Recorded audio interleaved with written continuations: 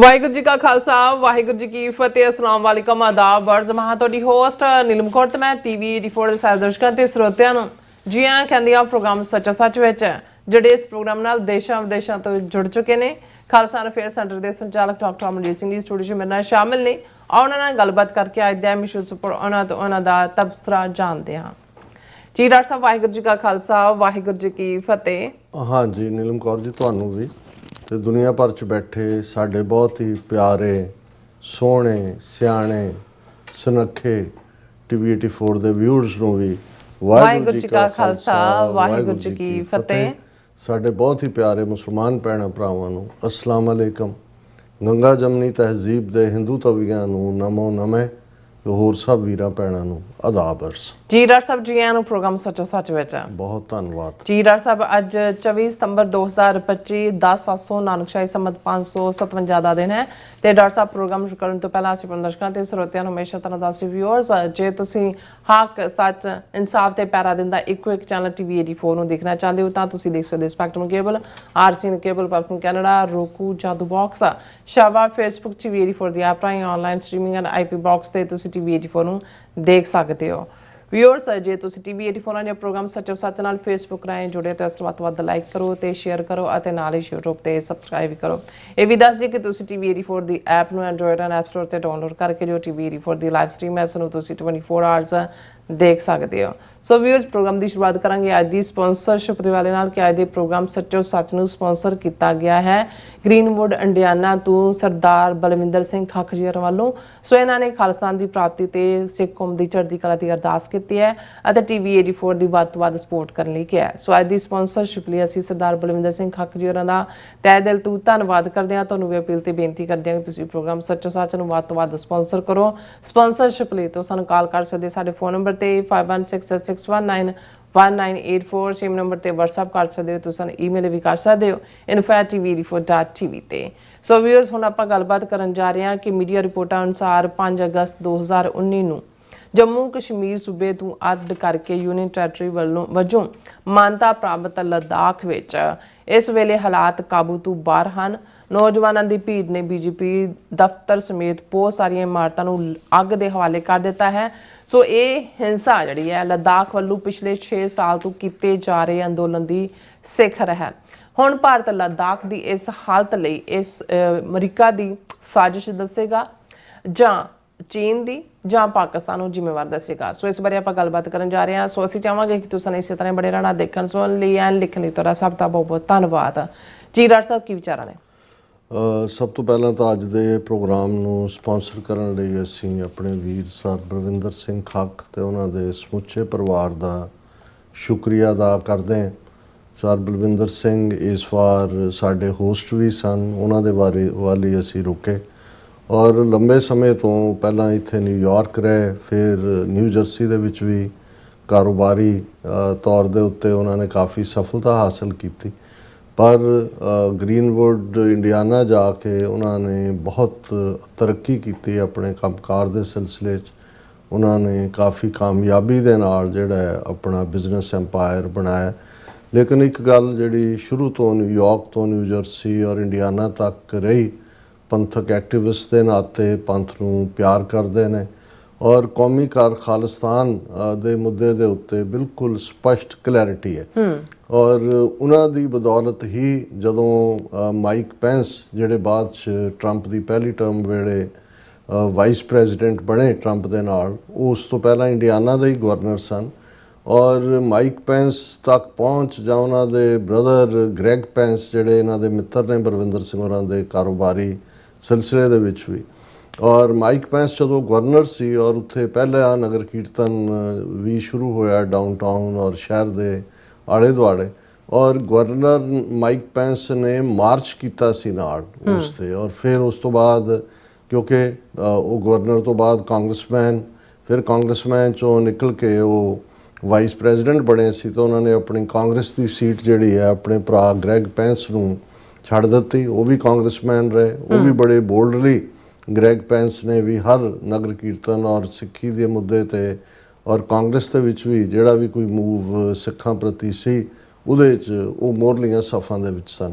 ਸੋ ਇਸ ਗੱਲ ਦਾ ਧਿਆਨ ਰਹੇ, ਜਿੰਨਾ ਕੁ ਮੈਂ ਵੀ 4-5 ਦਹਾਕਿਆਂ ਦੇ ਆਪਣੇ ਤਜਰਬੇ ਤੋਂ ਇਹ ਸਿੱਖਿਆ ਕਿ ਅਲਟੀਮੇਟਲੀ ਸਿਆਸਤ ਦੇ ਵਿੱਚ ਵੀ ਤੁਹਾਡੇ ਪਰਸਨਲ ਕਨੈਕਸ਼ਨ ਮੈਟਰ ਕਰਦੇ ਨੇ।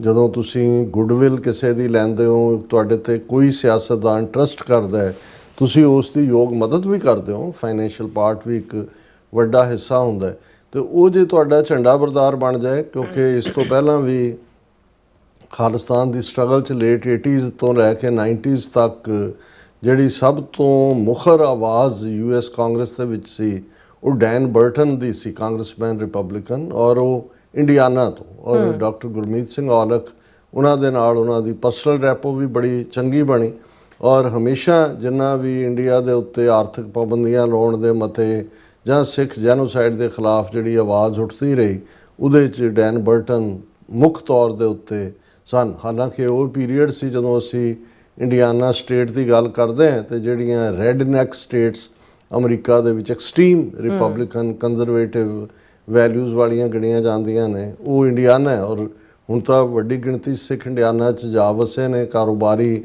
ਤੌਰ ਦੇ ਉੱਤੇ ਗੈਸ ਸਟੇਸ਼ਨਸ, ਟਰਾਂਸਪੋਰਟ, ਦੂਸਰੇ ਤੀਸਰੇ ਕੰਮ ਨੇ। ਲੇਕਿਨ ਜਦੋਂ ਡੈਨ ਬਰਟਨ ਨੇ ਆਵਾਜ਼ ਚੁੱਕੀ ਸੀ ਉਦੋਂ ਬਹੁਤ ਘੱਟ ਗਿਣਤੀ ਸੀ ਸਿੱਖਾਂ ਦੀ। ਲੇਕਿਨ ਇੰਡੀਆਨਾ, ਮਿਸ਼ੀਗਨ ਦੇ ਵਿੱਚ ਤਾਂ ਸਿੱਖ ਕਾਫੀ ਵਕਤ ਤੋਂ ਹੀ ਨੇ। ਇਸ ਵੇਲੇ ਮਿਸ਼ੀਗਨ, ਇੰਡੀਆਨਾ ਔਰ ਨਾਲ ਲੱਗਦਾ ਫਿਰ ਇਲੀਨੋਇਸ, ਇਹ ਸਾਰਿਆਂ 'ਚ ਆਵਾਜ਼ ਹੈ।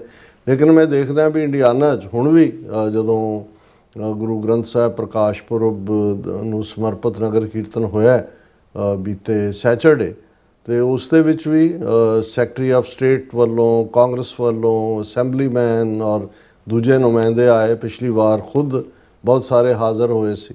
ਸੋ ਇਹਦੇ 'ਚ ਬਹੁਤ ਵੱਡਾ ਐਫਰਟ ਸਾਡੇ ਵੀਰ ਸਰ ਬਲਵਿੰਦਰ ਸਿੰਘ ਖਾਕ ਜੀ ਦਾ, ਉਹਨਾਂ ਦੇ ਪਰਿਵਾਰ 'ਚ ਵੀ ਭੈਣ ਜੀ ਹੋਰੀ ਬਹੁਤ ਖਿੜੇ ਮੱਥੇ ਔਰ ਆਏ ਗਏ ਦੀ ਸੇਵਾ ਸੰਭਾਲ ਪੱਤਕ ਸੋਚ ਵਾਲੇ ਨੇ। ਉਹਨਾਂ ਦਾ ਵੱਡਾ ਬੇਟਾ ਡਾਕਟਰ ਹੈ, ਛੋਟਾ ਬੇਟਾ ਹੁਣ ਜਿਹੜਾ ਉਹ ਕਾਰੋਬਾਰ ਨੂੰ ਸੰਭਾਲਦਾ, ਔਰ ਇਸ ਸਾਰੇ ਪੀਰੀਅਡ 'ਚ ਵੀ ਜਿਹੜਾ ਇਹ ਠੀਕ ਹੈ ਵੀ ਜਦੋਂ ਤੁਸੀਂ ਗੁਰਦੁਆਰਿਆਂ ਦੇ ਵਿੱਚ ਪੰਥਕ ਏਜੰਡੇ ਨੂੰ ਇੰਪਲੀਮੈਂਟ ਕਰਨ ਦੀ ਗੱਲ ਕਰਦੇ ਹੋ ਤੇ ਕਈ ਵਾਰ ਕਈ ਕੁਝ ਚੱਲਦਾ, ਗੁਰਦੁਆਰਿਆਂ ਦੀਆਂ ਮੈਨੇਜਮੈਂਟ ਸੌਖੀਆਂ ਨਹੀਂ ਨੇ। ਲੇਕਿਨ ਇਹਦੇ ਬਾਵਜੂਦ ਜਿਹੜੀਆਂ ਡਿਫਿਕਲਟੀਜ਼ ਵੀ ਹੁੰਦੀਆਂ ਨੇ, ਗ੍ਰੀਨਵੁੱਡ 'ਚ ਵੀ ਡਿਫਿਕਲਟੀਜ਼ ਹੋਈਆਂ, ਲੇਕਿਨ ਇਹਨਾਂ ਦੀ ਸੁਚੱਜੀ ਜਿਹੜੀ ਟੀਮ ਸੀ ਸਾਰੀ, ਜਿਨ੍ਹਾਂ ਦੇ ਵਿੱਚ ਜ਼ਾਹਰ ਹੈ ਕਿ ਸਰ ਗੁਰਨਾਮ ਸਿੰਘ, ਜਿਹੜੇ ਸਾਡੇ ਵੀਰ ਜਗਦੀਪ ਸਿੰਘ ਔਰਾਂ ਦੇ, ਜਸਦੀਪ ਸਿੰਘ ਔਰਾਂ ਦੇ ਪਿਤਾ ਜੀ ਨੇ, ਉਹ ਹੁਣ ਵੀ ਨਾਲ ਹੁੰਦੇ ਨੇ।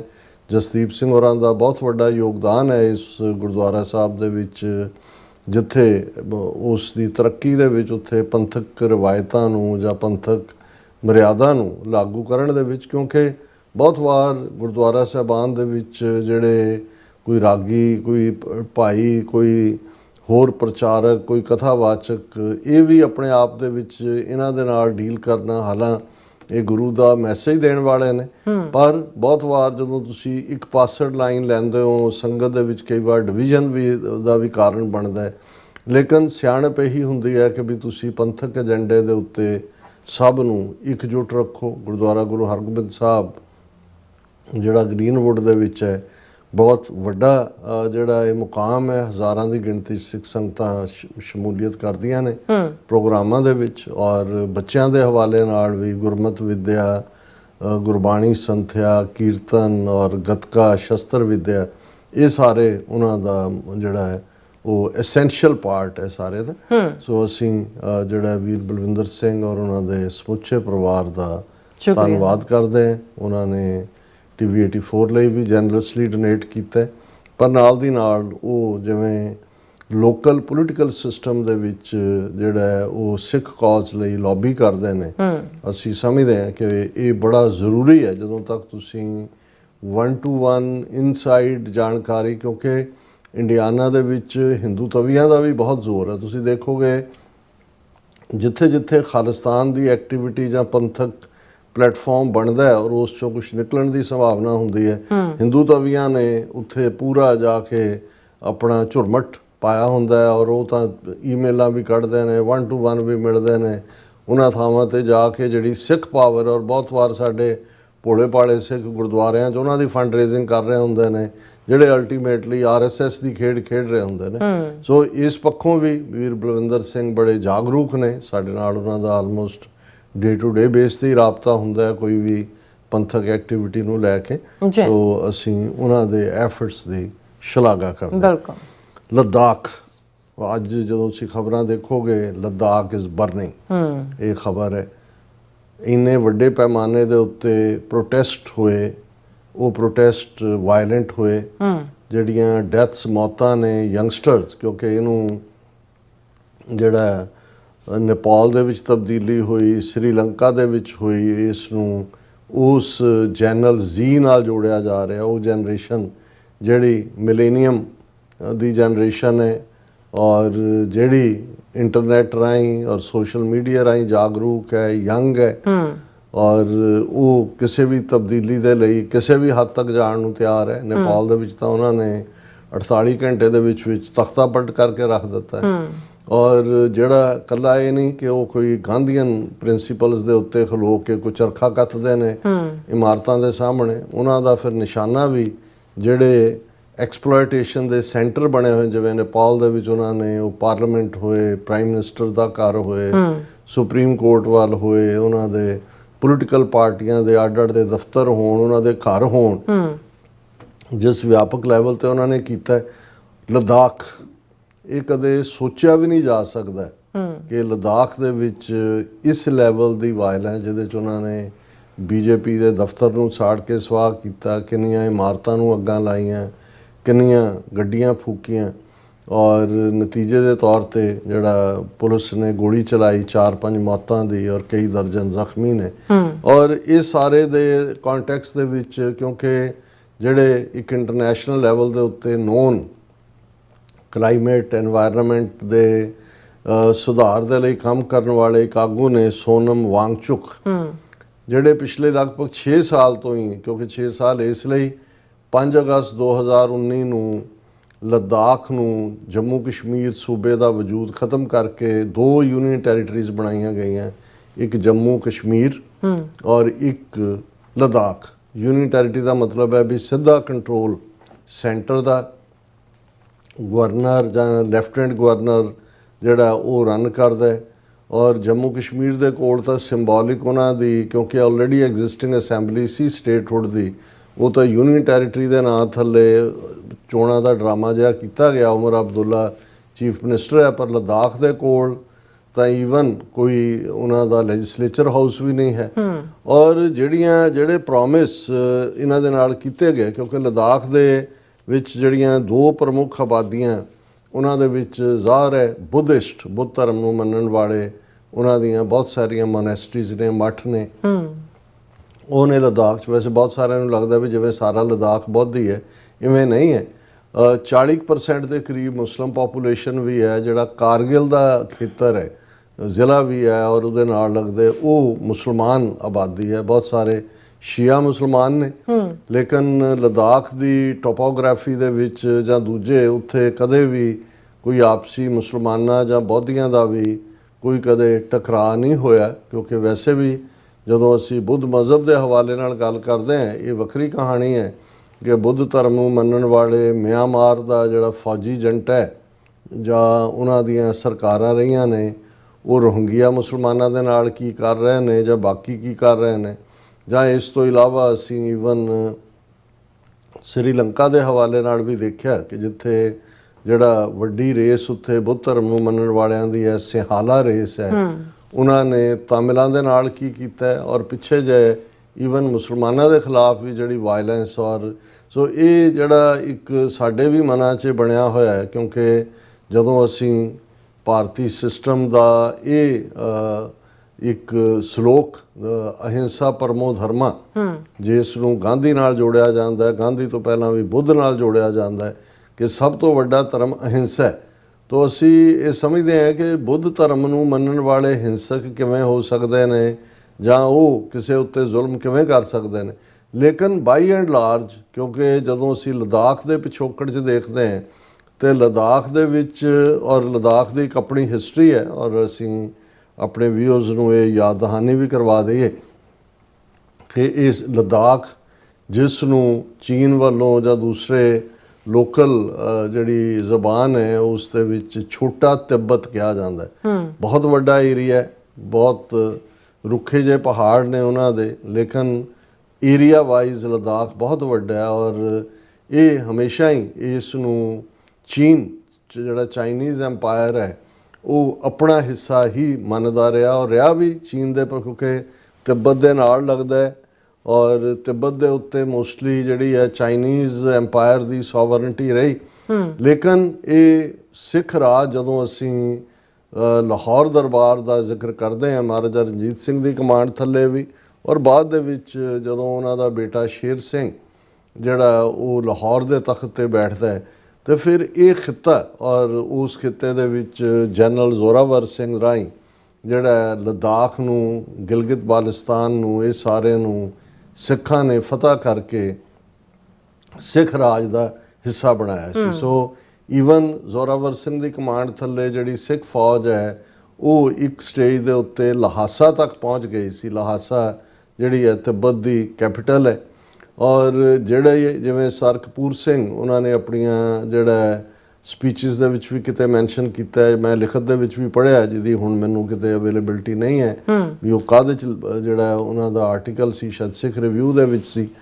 ਤੇ ਉਹਨਾਂ ਨੇ ਨੈਸ਼ਨਲ ਆਰਕਾਈਵਜ਼ ਦਿੱਲੀ ਦੇ ਵਿੱਚ ਉਹ ਟ੍ਰੀਟੀ, ਉਹ ਸੰਧੀ ਦੇਖੀ ਹੋਈ ਸੀ ਜਿਹਨੂੰ ਟ੍ਰਾਈਪਾਰਟਾਈਟ ਟ੍ਰੀਟੀ, ਤ੍ਰੈ ਪੱਖੀ ਸੰਧੀ, ਔਰ ਟ੍ਰਾਈਪਾਰਟਾਈਟ ਸੀ ਬਿਟਵੀਨ ਲਾਹੌਰ ਦਰਬਾਰ ਦਾ ਆਫੀਸ਼ੀਅਲ ਨਾਂ ਸਰਕਾਰੇ Khalsa JIO C. Sarkare Khalsa JIO, ਐਂਪਰਰ of China ਔਰ ਲਾਮਾ ਆਫ ਤਿੱਬਤ, ਦਲਾਈ ਉਹਦੇ ਲਈ ਲਫ਼ਜ਼ ਹੈ ਜਾਂ ਕੀ ਹੈ। ਔਰ ਉਹਦੇ 'ਚ ਜਿਹੜਾ ਇਹ ਖਿੱਤਾ ਹੈ ਲਦਾਖ ਦਾ ਜਿਹੜਾ ਸਿੱਖ ਰਾਜ ਨੇ ਕੰਕਰ ਕਰ ਲਿਆ ਸੀ, ਇਸ ਨੂੰ ਐਜ਼ ਏ ਬਫਰ ਜ਼ੋਨ ਮੰਨਿਆ ਗਿਆ ਸੀ ਚਾਈਨੀਜ਼ ਐਮਪਾਇਰ ਦੇ ਨਾਲ।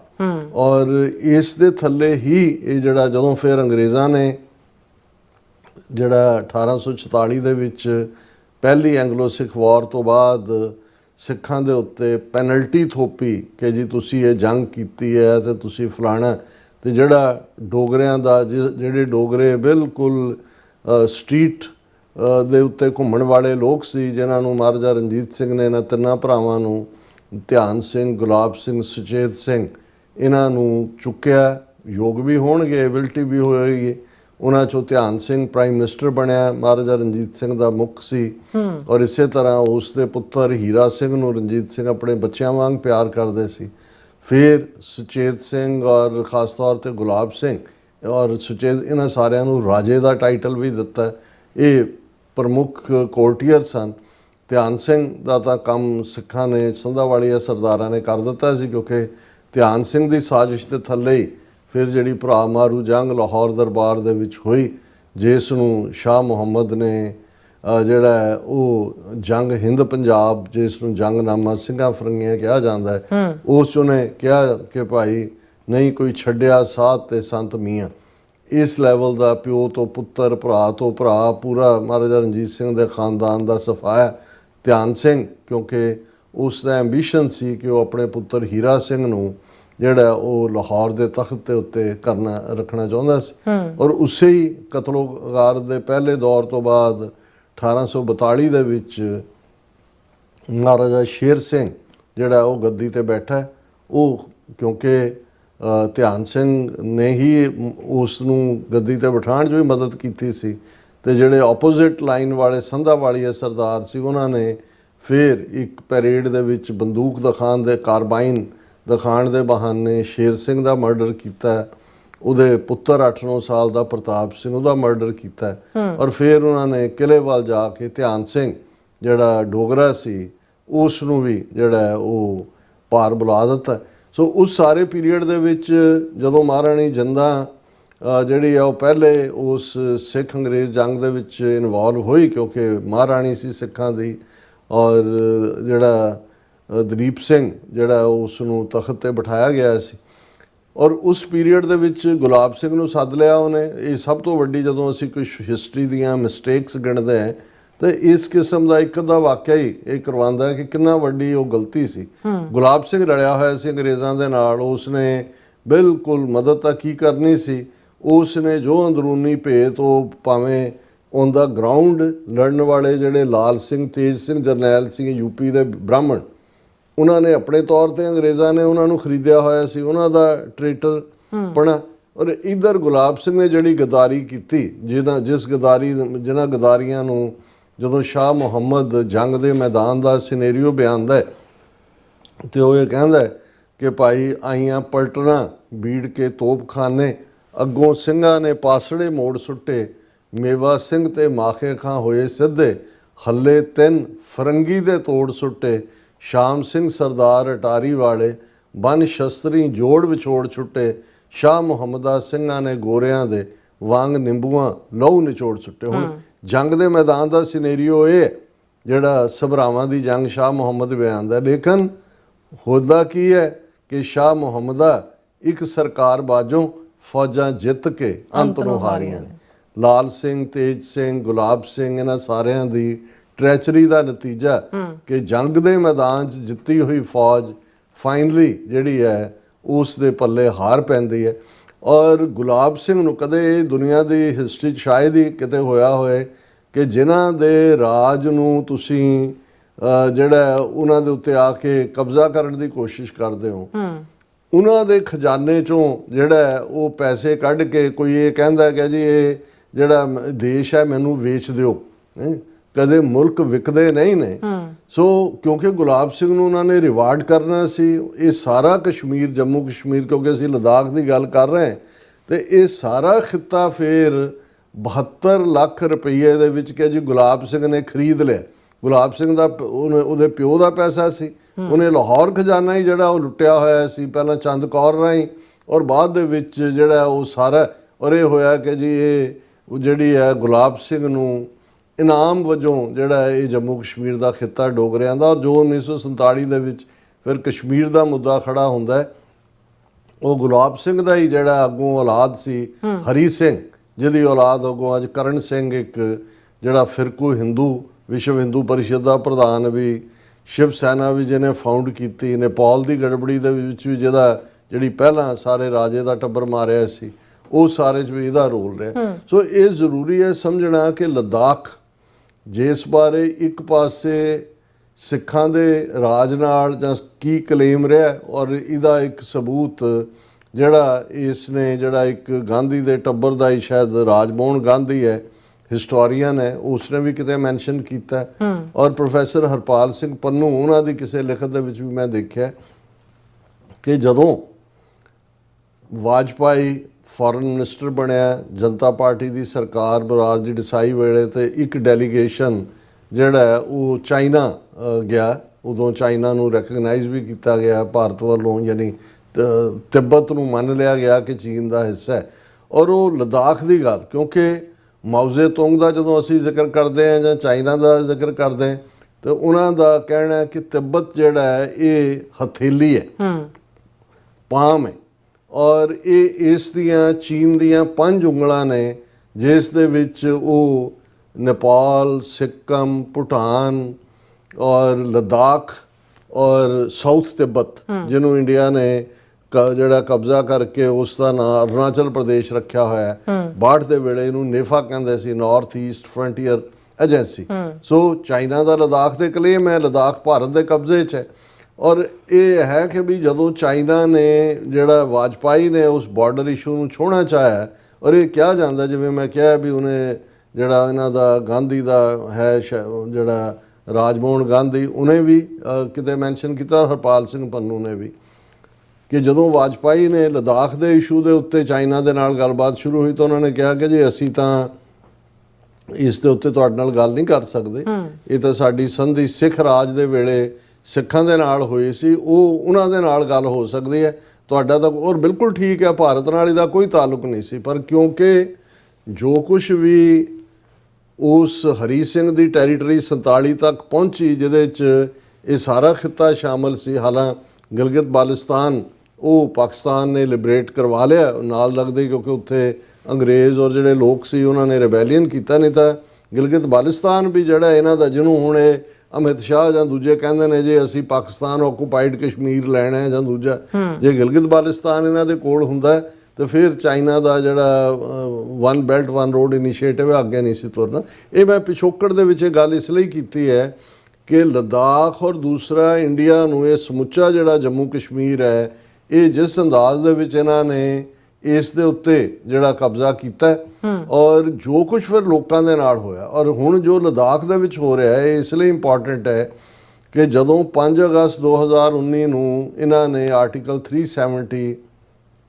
335A ਖਤਮ ਕੀਤਾ, ਉਸ ਤੋਂ ਪਹਿਲਾਂ ਹੁਣ ਜਿਹੜੀ ਜੰਮੂ ਕਸ਼ਮੀਰ ਅਸੈਂਬਲੀ ਸੀ ਉਹਦੇ ਚ ਲੱਦਾਖ ਦੇ MLA, ਸੈਂਟਰ ਦੇ ਵਿੱਚ ਉਹਨਾਂ ਦੇ MP ਔਰ ਪੂਰਾ ਸਿਸਟਮ, ਉਹਨਾਂ ਦਾ ਜਿਹੜੇ ਗੈਸਟਡ ਆਫੀਸਰਸ ਨੇ, ਜਿਹੜੀ ਉਹਨਾਂ ਦਾ ਸਿਲੈਕਸ਼ਨ ਬੋਰਡ ਹੁੰਦਾ ਹੈ ਉਹਨਾਂ ਦੇ ਵਿੱਚ ਵੀ ਉਹਨਾਂ ਦੇ ਨੁਮਾਇੰਦੇ, ਫਿਰ ਜਿਹੜੇ ਸਬਆਰਡੀਨੇਟ ਸਰਵਿਸਿਜ਼ ਫੈਡਰੇਸ਼ਨ ਜਿਹੜੇ ਆਮ EMPLOYE ਦਾ ਹੁੰਦਾ ਹੈ ਉਹਨਾਂ ਦੇ ਵਿੱਚ ਵੀ ਉਹਨਾਂ ਦੀਆਂ ਨੌਕਰੀਆਂ ਨੌਜਵਾਨਾਂ ਦੀਆਂ, ਔਰ ਕੋਈ ਵੀ ਇਸ ਕਿਸਮ, ਇਹ ਠੀਕ ਹੈ ਲੱਦਾਖ ਨੂੰ ਸ਼ਿਕਾਇਤ ਸੀ ਕਿ ਜੰਮੂ ਕਸ਼ਮੀਰ ਦੇ ਬਜਟ ਦਾ ਵੱਡਾ ਹਿੱਸਾ ਕਸ਼ਮੀਰ ਵਾਦੀ ਜਾਂ ਜੰਮੂ ਤੇ ਖਰਚ ਹੁੰਦਾ ਹੈ, ਸਾਨੂੰ ਉਹਨਾਂ ਨਹੀਂ ਮਿਲਦਾ, ਲੇਕਿਨ ਆਰਟੀਕਲ 370 ਨੇ ਲੱਦਾਖ ਨੂੰ ਵੀ ਮਹਿਫੂਜ਼ ਕੀਤਾ ਹੋਇਆ ਸੀ ਕਿ ਉੱਥੇ ਕੋਈ ਜ਼ਮੀਨ ਨਹੀਂ ਖਰੀਦ ਸਕਦਾ, ਜਿਹੜੀ ਬੋਧੀਆਂ ਦੀ ਬੁੱਧ ਧਰਮ ਨੂੰ ਮੰਨਣ ਵਾਲਿਆਂ ਦੀ ਆਬਾਦੀ ਹੈ ਉਹਦੇ 'ਚ ਕੋਈ ਡੈਮੋਗ੍ਰਾਫੀ ਚੇਂਜ ਨਹੀਂ ਸੀ ਹੋ ਸਕਦੀ, ਤੇ ਜੇ ਕੋਈ ਬਾਹਰਲੇ ਅੰਬਾਨੀ ਅਡਾਨੀ ਦੂਜੇ ਤੀਜੇ ਆ ਕੇ ਉੱਥੇ ਇਨਵੈਸਟਮੈਂਟ ਦੇ ਨਾਂ ਥੱਲੇ ਉਹਨਾਂ ਦੀਆਂ ਪਹਾੜੀਆਂ ਦੀ ਬਰਬਾਦੀ ਨਹੀਂ ਸੀ ਕਰ ਸਕਦੇ, ਤੇ ਉਹਨਾਂ ਦੀ ਆਬਾਦੀ ਵੀ ਸੇਫ ਸੀ, ਨੌਕਰੀਆਂ ਵੀ ਉਹਨਾਂ ਨੂੰ ਮਿਲ ਰਹੀਆਂ ਸੀ।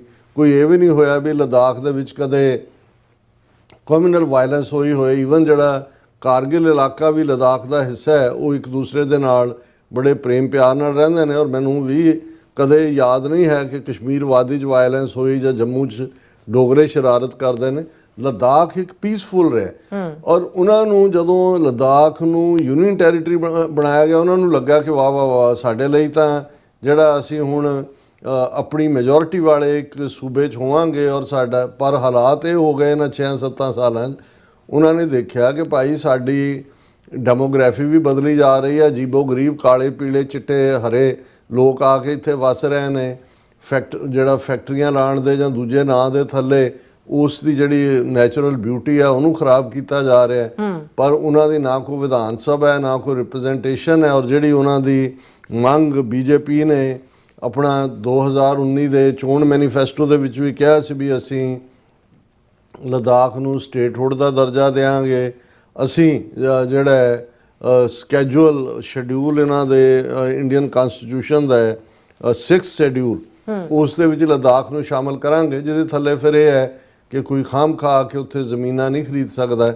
ਜਾਂ ਦੂਸਰਾ ਉਸ ਦੀ ਪਿਓਰਿਟੀ ਜਿਹੜੀ ਰਹੇਗੀ ਔਰ ਲੈਂਡ ਪ੍ਰੋਟੈਕਸ਼ਨ ਵੀ ਹੋਏਗੀ। ਹੁਣ ਉਹਨਾਂ ਨੇ ਲੱਦਾਖ ਨੂੰ ਤਾਂ ਸਟੇਟ ਕੀ ਬਣਾਉਣਾ ਸੀ, ਉਹ ਤਾਂ ਜਿਹੜਾ ਸੁਪਰੀਮ ਕੋਰਟ 'ਚ ਮੰਨੇ ਹੋਏ ਨੇ ਕਿ ਜੰਮੂ ਕਸ਼ਮੀਰ ਨੂੰ ਅਸੀਂ ਬਹੁਤ ਜਲਦੀ ਸਟੇਟ ਦਾ ਦਰਜਾ ਦੇਵਾਂਗੇ, ਉਹ ਵੀ ਨਹੀਂ ਦਿੱਤਾ ਹੈ। ਹੁਣ ਜਦੋਂ 6 ਸਾਲ ਬੀਤ ਗਏ ਨੇ ਉਹਨਾਂ ਨੂੰ ਪੁੱਛਿਆ ਜਾਂਦਾ, ਉਹ ਕਹਿੰਦੇ ਨਹੀਂ ਹਾਲਾਤ ਜਿਹੜੇ ਨੇ ਉਹ ਜੰਮੂ ਕਸ਼ਮੀਰ ਦੇ ਬਹੁਤ ਖਰਾਬ ਹੋ ਗਏ ਨੇ, ਹੁਣ ਅਸੀਂ ਨਹੀਂ ਕਰ ਸਕਦੇ। ਹੁਣ ਇਹਨਾਂ ਸਾਰਿਆਂ ਨੂੰ ਲੈ ਕੇ ਜਿਨ੍ਹਾਂ ਦਾ ਮੈਂ ਜ਼ਿਕਰ ਕੀਤਾ, ਸੋਨਮ ਵਾਂਗਚੁਕ ਜਿਹੜਾ ਇੰਟਰਨੈਸ਼ਨਲ ਫਿਗਰ ਹੈ, ਲੰਬੇ ਵਕਤ ਤੋਂ ਇਸ ਨੇ ਸਟਰਗਲ ਸ਼ੁਰੂ ਕੀਤੀ ਹੋਈ ਸੀ ਕਿ ਭਾਈ ਸਾਨੂੰ ਰਾਜ ਦਾ ਦਰਜਾ ਦਿਓ, ਸਾਨੂੰ ਜਿਹੜਾ ਕਨਸਟੀਟਿਊਸ਼ਨ ਦਾ ਉਹਨਾਂ ਦਾ ਸਕੈਜੂਅਲ ਹੈ 6th ਸ਼ੈਡਿਊਲ ਕਹਿੰਦੇ ਨੇ ਉੱਥੇ, ਉਸ ਦੇ ਵਿੱਚ ਸ਼ਾਮਲ ਕਰੋ, ਔਰ ਸਾਡੀ ਲੈਂਡ ਪ੍ਰੋਟੈਕਸ਼ਨ ਹੋਏ ਨੌਕਰੀਆਂ ਦੇ ਲਈ ਦੂਸਰਿਆਂ ਦੇ ਲਈ, ਔਰ ਪੀਸਫੁਲੀ ਇੱਕ ਸਟੇਜ 'ਤੇ ਉਹਨਾਂ ਨੇ ਉੱਥੋਂ ਦਿੱਲੀ ਮਾਰਚ ਵੀ ਕਰਨਾ ਚਾਹਿਆ, ਕਿਸਾਨ ਮੂਵਮੈਂਟ ਵੀ ਚੱਲ ਰਹੀ ਸੀ, ਉਸ ਪੀਰੀਅਡ 'ਚ ਵੀ ਉਹਨਾਂ ਨੂੰ ਰਾਜ ਫੜ ਲਿਆ ਸੀ, ਲੇਕਿਨ ਪੀਸਫੁਲੀ, ਕਿਉਂਕਿ ਪ੍ਰਮੁੱਖ ਤੌਰ 'ਤੇ ਸੋਨਮ ਵਾਂਗਚੁਕ ਪੱਕਾ ਗਾਂਧੀਵਾਦੀ ਹੈ, ਇਸ ਗੱਲ ਨੂੰ ਉਹਨਾਂ ਨੇ ਯਕੀਨੀ ਬਣਾਇਆ। ਪਰ ਹੁਣ ਉਹਨਾਂ ਨੇ ਪਿਛਲੇ 15 ਦਿਨਾਂ ਤੋਂ ਜਿਹੜਾ ਉਹ ਮਰਨ ਵਰਤ ਰੱਖਿਆ ਹੋਇਆ ਸੀ ਇਹਨਾਂ ਮੰਗਾਂ ਨੂੰ ਲੈ ਕੇ ਕਿ ਵੀ ਅਸਰ ਹੀ ਕੋਈ ਨਹੀਂ, ਉਹ ਸਮਝਦੇ ਨੇ ਵੀ ਹੁਣ ਅਸੀਂ ਵਰਤ ਲਿਆ ਇਹਨਾਂ ਨੂੰ ਕੌਣ, ਅਸੀਂ ਕੀ ਮੰਨਦੇ ਹਾਂ। ਔਰ ਉਹਨਾਂ ਦੇ ਨਾਲ ਹੋਰਨਾਂ ਨੇ ਵੀ ਸਟੂਡੈਂਟਸ ਆ ਕੇ ਜਾਂ ਦੂਸਰੇ ਯੰਗਸਟਰਸ ਬੈਠੇ, ਉਹਨਾਂ ਜੋ 2 ਦੀ ਹਾਲਤ ਕਾਫੀ ਗੰਭੀਰ ਸੀ ਔਰ ਉਹਨਾਂ ਨੂੰ ਹਸਪੀਟਲ ਦਾਖਲ ਕਰਵਾਇਆ ਗਿਆ, ਔਰ ਪਿਛਲੇ ਕੱਲ੍ਹ ਦਾ ਦਿਨ ਉਹਨਾਂ ਨੇ ਦਿੱਤਾ ਸੀ ਕਿ ਵੱਡੇ ਪੈਮਾਨੇ 'ਤੇ ਲੱਦਾਖ ਦੇ ਵਿੱਚ ਜਿਹੜਾ ਉਹ ਪ੍ਰੋਟੈਸਟ ਕੀਤਾ ਜਾਏਗਾ, ਪਰ ਉਹੀ ਪ੍ਰੋਟੈਸਟ ਜਿਹੜੇ ਨੇ ਉਹ ਇੰਨਾ ਵਾਇਲੈਂਟ ਹੋਏ, ਜਿਵੇਂ ਅਸੀਂ ਕਿਹਾ कि ਈਵਨ ਗੋਲੀ ਚੱਲੀ 4-5 ਦੀ ਮੌਤ ਦੀ ਖਬਰ ਹੈ, ਦਰਜਨਾਂ ਜ਼ਖਮੀ ਨੇ ਔਰ ਵੱਡੇ ਪੈਮਾਨੇ ਤੇ ਅਗਜ਼ਨੀ ਔਰ ਦੂਸਰਾ ਹੋਇਆ ਜਿਹਨੂੰ ਸੋਨਮ ਵਾਂਗਚੁਕ ਨੇ ਇਹ ਕਿਹਾ ਕਿ ਵੀ ਇਹ ਜਿਹੜਾ ਜਨਰਲ ਜ਼ੀ ਜਨਰੇਸ਼ਨ ਜਿਹੜੀ ਹੈ ਉਹ ਉਸਨੇ ਹੀ ਆਪਣਾ ਕੀਤਾ ਕੰਮ। ਹਾਲਾਂਕਿ ਇਸ ਵਾਇਲੈਂਸ ਨੂੰ ਦੇਖ, ਕਿਉਂਕਿ ਜਿਵੇਂ ਮੈਂ ਕਿਹਾ ਕਿ ਸੋਨਮ ਵਾਂਗਚੁਕ ਪੂਰੀ ਤਰ੍ਹਾਂ ਪੀਸਫੁਲ ਤਰੀਕੇ 'ਚ ਬਿਲੀਵ ਕਰਦੇ ਨੇ, ਉਹਨਾਂ ਨੇ ਆਪਣੀ ਐਜੀਟੇਸ਼ਨ ਸਸਪੈਂਡ ਕਰ ਦਿੱਤੀ ਹੈ। ਪਰ ਇਸ ਨੇ ਇੱਕ ਵਾਰ ਦੁਨੀਆ ਦਾ ਧਿਆਨ, ਔਰ ਜਿਵੇਂ ਅਸੀਂ ਦੇਖਦੇ ਹਾਂ ਵੀ ਹੁਣ ਉਹ ਲਦਾਖ ਜਿਸ ਦੇ ਉੱਤੇ ਚੀਨ ਦਾ ਦਾਅਵਾ ਹੈ, ਜਿਹੜਾ ਲਦਾਖ ਕਰੂਸ਼ਲ ਹੈ, ਜਿਹੜੀ one belt one road initiative ਵਾਲਾ ਸਾਰਾ ਰਾਊਟ ਹੈ ਉਹਦੇ ਲਈ, ਜਿਹੜਾ ਲਦਾਖ ਸਿੱਧੇ ਤੌਰ ਤੇ ਸੈਂਟਰ ਨੇ ਜਦੋਂ 2019 ਦੇ ਵਿੱਚ ਇਹਨਾਂ ਨੇ ਉਸ ਦੇ ਉੱਤੇ ਆਪਣਾ ਕਬਜ਼ਾ ਜਮਾਇਆ ਤੇ ਚੀਨ ਨੇ ਇਸ ਦਾ ਵਿਰੋਧ ਕੀਤਾ ਸੀ, ਕਿਉਂਕਿ ਦੁਨੀਆ ਦੇ ਵਿੱਚ ਜਦੋਂ ਜੰਮੂ ਕਸ਼ਮੀਰ ਦਾ ਮੁੱਦਾ ਇਨ ਟੋਟੈਲਿਟੀ, ਉਹਦੇ ਜੰਮੂ ਵੀ, ਕਸ਼ਮੀਰ ਵਾਦੀ ਵੀ ਔਰ ਲਦਾਖ ਵੀ, ਇਹ ਇੱਕ ਕੰਪੈਕਟ ਜਿਹੜਾ ਡਿਸਪਿਊਟਡ ਟੈਰੀਟੋਰੀ ਹੈ। ਤੇ ਜੇ ਡਿਸਪਿਊਟਡ ਟੈਰੀਟਰੀ ਦੇ ਤੌਰ ਦੇ ਉੱਤੇ ਜਿਹੜਾ ਇਹਨਾਂ ਨੇ ਲਦਾਖ ਨੂੰ ਸਿੱਧਾ ਯੂਨੀ ਟੈਰੀਟਰੀ ਬਣਾ ਕੇ ਉਹਦਾ ਡਿਸਪਿਊਟਡ ਟੈਰੀਟਰੀ ਸਟੇਟਸ ਖਤਮ ਕਰ ਦਿੱਤਾ ਹੈ।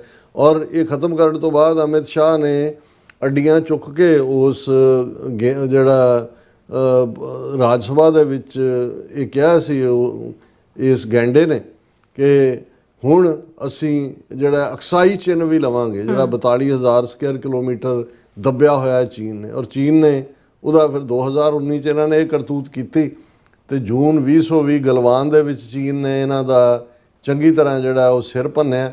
ਔਰ ਉਸ ਤੋਂ ਬਾਅਦ ਕੀ ਹੋਇਆ ਹਰ ਇੱਕ ਨੂੰ ਪਤਾ, 4,000 ਸਕੁਅਰ ਕਿਲੋਮੀਟਰ ਤੋਂ ਜ਼ਿਆਦਾ ਟੈਰੀਟਰੀ ਉਹ ਡੈਮਚੌਂਗ, ਡੈਮਸੌਂਗ, ਪੈਂਗਸੌਂਗ ਲੇਕ, ਉਹ ਸਾਰੇ 'ਚ ਉਹਨਾਂ ਨੇ ਹਥਿਆਈ ਹੋਈ ਹੈ।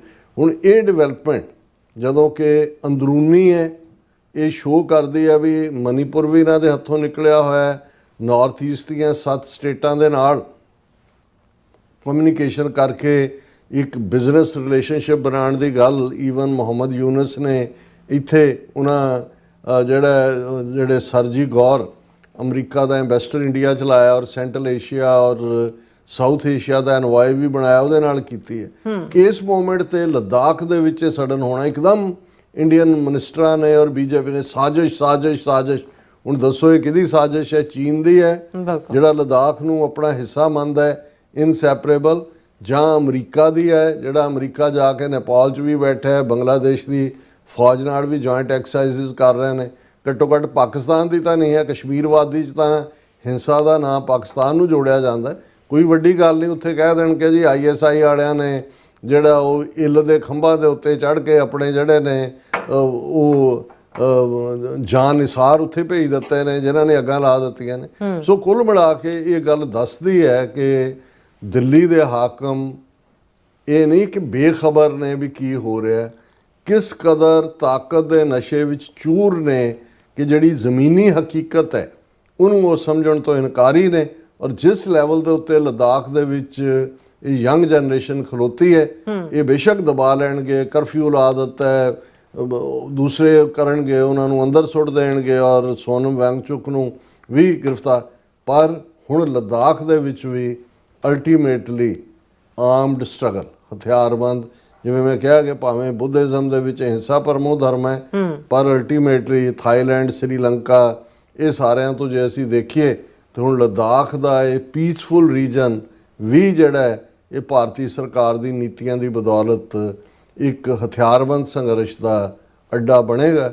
ਇਸ ਬਾਰੇ ਕਿਸੇ ਨੂੰ ਕੋਈ ਸ਼ੱਕ ਸ਼ੁਬਾ ਨਹੀਂ ਹੋਣਾ ਚਾਹੀਦਾ। ਜੀ ਡਾਕਟਰ ਸਾਹਿਬ ਤੁਹਾਡਾ ਬਹੁਤ ਬਹੁਤ ਸ਼ੁਕਰੀਆ। ਸੋ ਉੱਥੇ ਲੈਣਾ ਬ੍ਰੇਕ ਤੇ ਜਾਣ ਤੋਂ ਪਹਿਲਾਂ ਅਸੀਂ ਪ੍ਰਦਰਸ਼ਕਾਂ ਤੇ ਸਰੋਤਿਆਂ ਨੂੰ ਅਪੀਲ ਤੇ ਬੇਨਤੀ ਕਰਦੀ ਵਿਊਅਰਸ, ਜਿਸ ਤਰ੍ਹਾਂ ਤੁਸੀਂ ਜਾਣਦੇ ਹੋ ਕਿ TV 84 ਹੱਕ, ਸੱਚ, ਇਨਸਾਫ ਦੀ ਆਵਾਜ਼ ਬੁਲੰਦ ਕਰ ਰਿਹਾ ਹੈ। ਆਵਾਜ਼ ਤੁਹਾਡੇ ਪਿਆਰ ਸਦਕਾ, ਤੁਹਾਡੇ ਡੋਨੇਸ਼ਨ ਸਦਕਾ ਹੀ ਹੋ ਸਕਦੀ ਹੈ। ਸੋ ਅਸੀਂ ਚਾਹਾਂਗੇ ਕਿ ਤੁਸੀਂ TV 84 ਦੀ ਚੜ੍ਹਦੀ ਕਲਾ ਲਈ ਵੱਧ ਤੋਂ ਵੱਧ ਡੋਨੇਟ ਕਰੋ। ਡੋਨੇਟ ਕਰਨ ਲਈ ਸਾਡੀ ਵੈਬਸਾਈਟ tv84.tv ਤੇ ਜਾ ਕੇ ਪੇਪਾਲ ਦੀ ਵਰਤੋਂ ਕਰਕੇ ਵਨ ਟਾਈਮ ਡੋਨੇਟ ਕਰ ਸਕਦੇ ਹੋ, ਮੰਥਲੀ ਡੋਨੇਟ ਵੀ ਕਰ ਸਕਦੇ ਹੋ।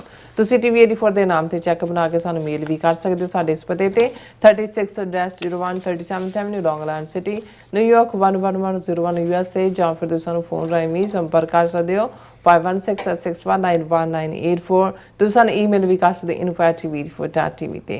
ਅਸੀਂ ਤੁਹਾਡੇ ਤਹਿ ਦਿਲ ਤੋਂ ਸ਼ੁਕਰਗੁਜ਼ਾਰ ਹੋਵਾਂਗੇ। ਇਸ ਵਕਤ ਲੈਣਾ ਬ੍ਰੇਕ। ਵਿਊਅਰਸ ਤੁਸੀਂ ਇਸੇ ਤਰ੍ਹਾਂ ਬਣੇ ਰਹਿਣਾ। ਮਿਲਦੇ ਹਾਂ after this short break.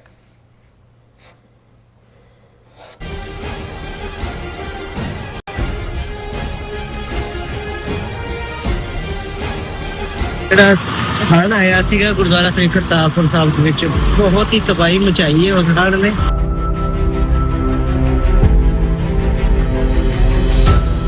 Team United 6 ਇੱਥੇ ਪਿੰਡ ਸਸਰਾਲੀ ਵਿਖੇ ਬੰਦ ਬਣਾਉਣ ਦੀ ਸੇਵਾ ਪਿਛਲੇ 2 ਦਿਨਾਂ ਤੋਂ ਗੁਰੂ ਮਹਾਰਾਜ ਯੂਨਾਈਟਿਡ 6 ਵੱਲੋਂ ਵੀ ਲੈ ਰਹੇ ਹਨ ਜੀ। ਟੀਮ ਯੂਨਾਈਟਿਡ 6 ਇੱਥੇ ਹਰ ਵਕਤ ਹਾਜ਼ਰ ਹੈ ਜੀ। ਜਿਸ ਵੀ ਚੀਜ਼ ਦੀ ਜ਼ਰੂਰਤ ਹੋਵੇਗੀ ਉਸ ਚੀਜ਼ ਦੀ ਜਾਣਕਾਰੀ ਟੀਮ ਯੂਨਾਈਟਿਡ 6 ਤੁਹਾਨੂੰ ਪਹੁੰਚਾਉਂਦੀ ਰਹੇਗੀ ਜੀ। ਪੰਜਾਬ ਵਿੱਚ ਆਏ ਹੜ੍ਹਾਂ ਨੇ ਸਭ ਪਾਸੇ ਤਬਾਹੀ ਮਚਾਈ ਹੋਈ ਹੈ। ਚਾਰੇ ਪਾਸੇ ਪਾਣੀ ਹੀ ਪਾਣੀ ਹੈ। ਜਨ ਜੀਵਨ ਬੁਰੀ ਤਰ੍ਹਾਂ ਪ੍ਰਭਾਵਿਤ ਹੋਇਆ ਹੈ। ਫਸਲਾਂ ਤਬਾਹ ਹੋ ਚੁੱਕੀਆਂ ਹਨ ਤੇ ਲੋਕ ਬੇਘਰ ਹੋ ਗਏ ਹਨ। ਪਰ ਹਮੇਸ਼ਾ ਦੀ ਤਰ੍ਹਾਂ ਇਸ ਮੁਸ਼ਕਿਲ ਦੀ ਘੜੀ ਵਿੱਚ ਵੀ ਇੱਕ ਸੰਸਥਾ ਸਹਾਇਤਾ ਲਈ ਅੱਗੇ ਆਈ ਹੈ, United 6।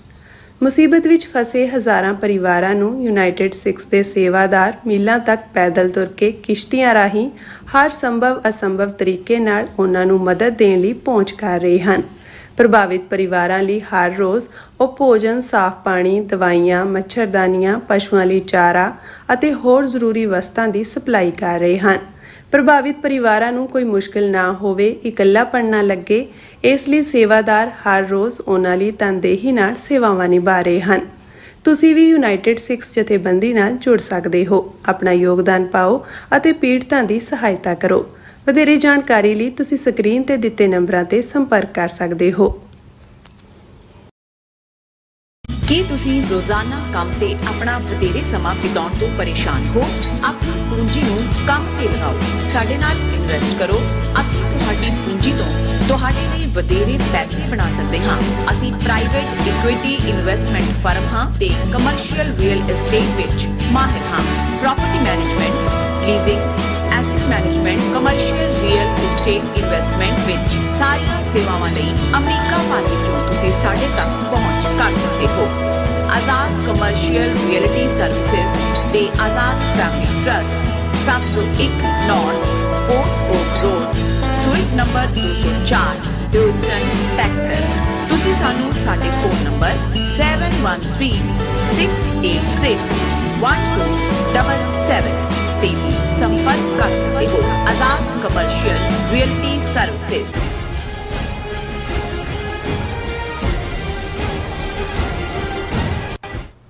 Viewers, welcome back on programme. So viewers, ਗੱਲਬਾਤ ਕਰਾਂਗੇ ਕਿ united nation human right council ਵਿੱਚ ਭਾਰਤ ਦੇ ਨੁਮਾਇੰਦੇ ਨੇ ਪਾਕਿਸਤਾਨ ਤੇ ਜ਼ਹਿਰੀਲਾ ਹੱਲਾ ਬੋਲਦਿਆਂ ਪਾਕਿਸਤਾਨ ਨੂੰ ਸਲਾਹ ਦਿੱਤੀ ਹੈ ਕਿ ਦਹਿਸ਼ਤਗਰਦੀ ਫੈਲਾਉਣ ਦੀ ਥਾਂ ਆਪਣੀ ਆਰਥਿਕਤਾ ਨੂੰ ਜਿਹੜੀ ਹੈ ਮਜ਼ਬੂਤ ਬਣਾਉਣ ਵਿੱਚ ਧਿਆਨ ਦੇਣ।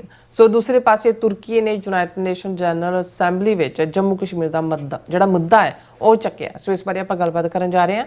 ਸੋ ਅਸੀਂ ਚਾਹਾਂਗੇ ਕਿ ਤੁਸੀਂ ਇਸੇ ਤਰ੍ਹਾਂ ਬਣੇ ਰਹਿਣਾ, ਦੇਖਣ ਸੁਣਨ ਲਈ ਐਂਡ ਲਿਖਣ ਲਈ ਤੁਹਾਡਾ ਸਭ ਦਾ ਬਹੁਤ ਬਹੁਤ ਸ਼ੁਕਰੀਆ ਜੀ। ਡਾਕਟਰ ਸਾਹਿਬ ਕੀ ਕਹਿਣਾ ਚਾਹੋਗੇ?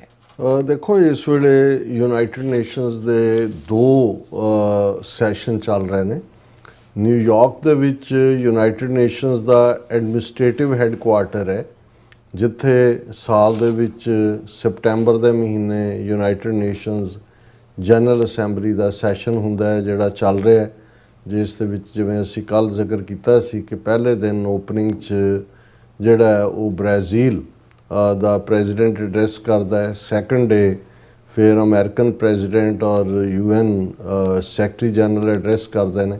ਸੋ ਔਰ ਸਾਨੂੰ ਕੱਲ੍ਹ ਵੀ ਕਿਸੇ ਨੇ, ਸਾਡੇ ਵੀਰ ਨੇ ਲਿਖਿਆ ਸੀ ਕਿ ਜੀ UN 'ਚ ਨਿਊਯਾਰਕ 'ਚ ਹੀ ਹੈ, ਤੁਸੀਂ ਉੱਥੇ ਹੀ ਹੁੰਦੇ ਹੋ, ਤੁਸੀਂ ਸਿੱਖਾਂ ਦਾ ਮੁੱਦਾ, ਸਿੱਖਾਂ ਦਾ ਇਸ਼ੂ ਕਿਉਂ ਨਹੀਂ ਜਿਹੜਾ UN ਦੇ ਵਿੱਚ ਚੁੱਕਿਆ ਜਾਂਦਾ ਹੈ। ਅਸੀਂ ਪਹਿਲਾਂ ਵੀ ਐਕਸਪਲੇਨ ਕੀਤਾ ਸੀ ਕਿ ਯੂਨਾਈਟਿਡ ਨੇਸ਼ਨਸ ਇੱਕ ਉਹ ਬਾਡੀ ਹੈ ਜਿਹੜੀ ਰੈਕਗਨਾਈਜ਼ਡ ਨੇਸ਼ਨਸ ਦੀ ਮੈਂਬਰਸ਼ਿਪ ਨਾਲ ਬਣੀ ਹੋਈ ਹੈ। 51 ਮੁਲਕ ਜਦੋਂ 1945 'ਚ ਯੂਨਾਈਟਿਡ ਨੇਸ਼ਨਸ ਦੇ ਹੋਂਦ 'ਚ ਆਈ, 51 ਮੁਲਕ ਇਸ ਦੇ ਮੈਂਬਰ ਸਨ, ਕਿਉਂਕਿ ਉਸ ਵੇਲੇ ਦੁਨੀਆ ਦੇ ਹੈ 51 ਮੁਲਕ। ਇਹਨਾਂ 80 ਸਾਲਾਂ ਦੇ ਵਿੱਚ ਜਿਹੜਾ ਹੋਰ ਆਲਮੋਸਟ 4 ਗੁਣਾ ਜ਼ਿਆਦਾ ਉਹਨਾਂ ਮੁਲਕਾਂ ਦੀ ਗਿਣਤੀ ਵਧੀ ਹੈ, ਕਿਉਂਕਿ 45 ਤੱਕ ਜਿਹੜੀਆਂ ਕਾਲੋਨੀਜ਼ ਸੀ, ਕਿਉਂਕਿ ਯੂਰਪੀਅਨ ਪਾਵਰਸ ਨੇ ਦੁਨੀਆ ਨੂੰ ਕਾਲੋਨਾਈਜ਼ ਕੀਤਾ ਹੋਇਆ ਸੀ, ਜਿਉਂ-ਜਿਉਂ ਉਹਨਾਂ ਨੂੰ ਆਜ਼ਾਦ ਕਰਦੇ ਗਏ ਤਿਉਂ-ਤਿਉਂ ਉਹਨਾਂ ਦੀ ਜਿਹੜੀ ਐਜ਼ ਏ ਕੰਟਰੀ ਰੈਕਗਨੀਸ਼ਨ ਹੁੰਦੀ ਗਈ।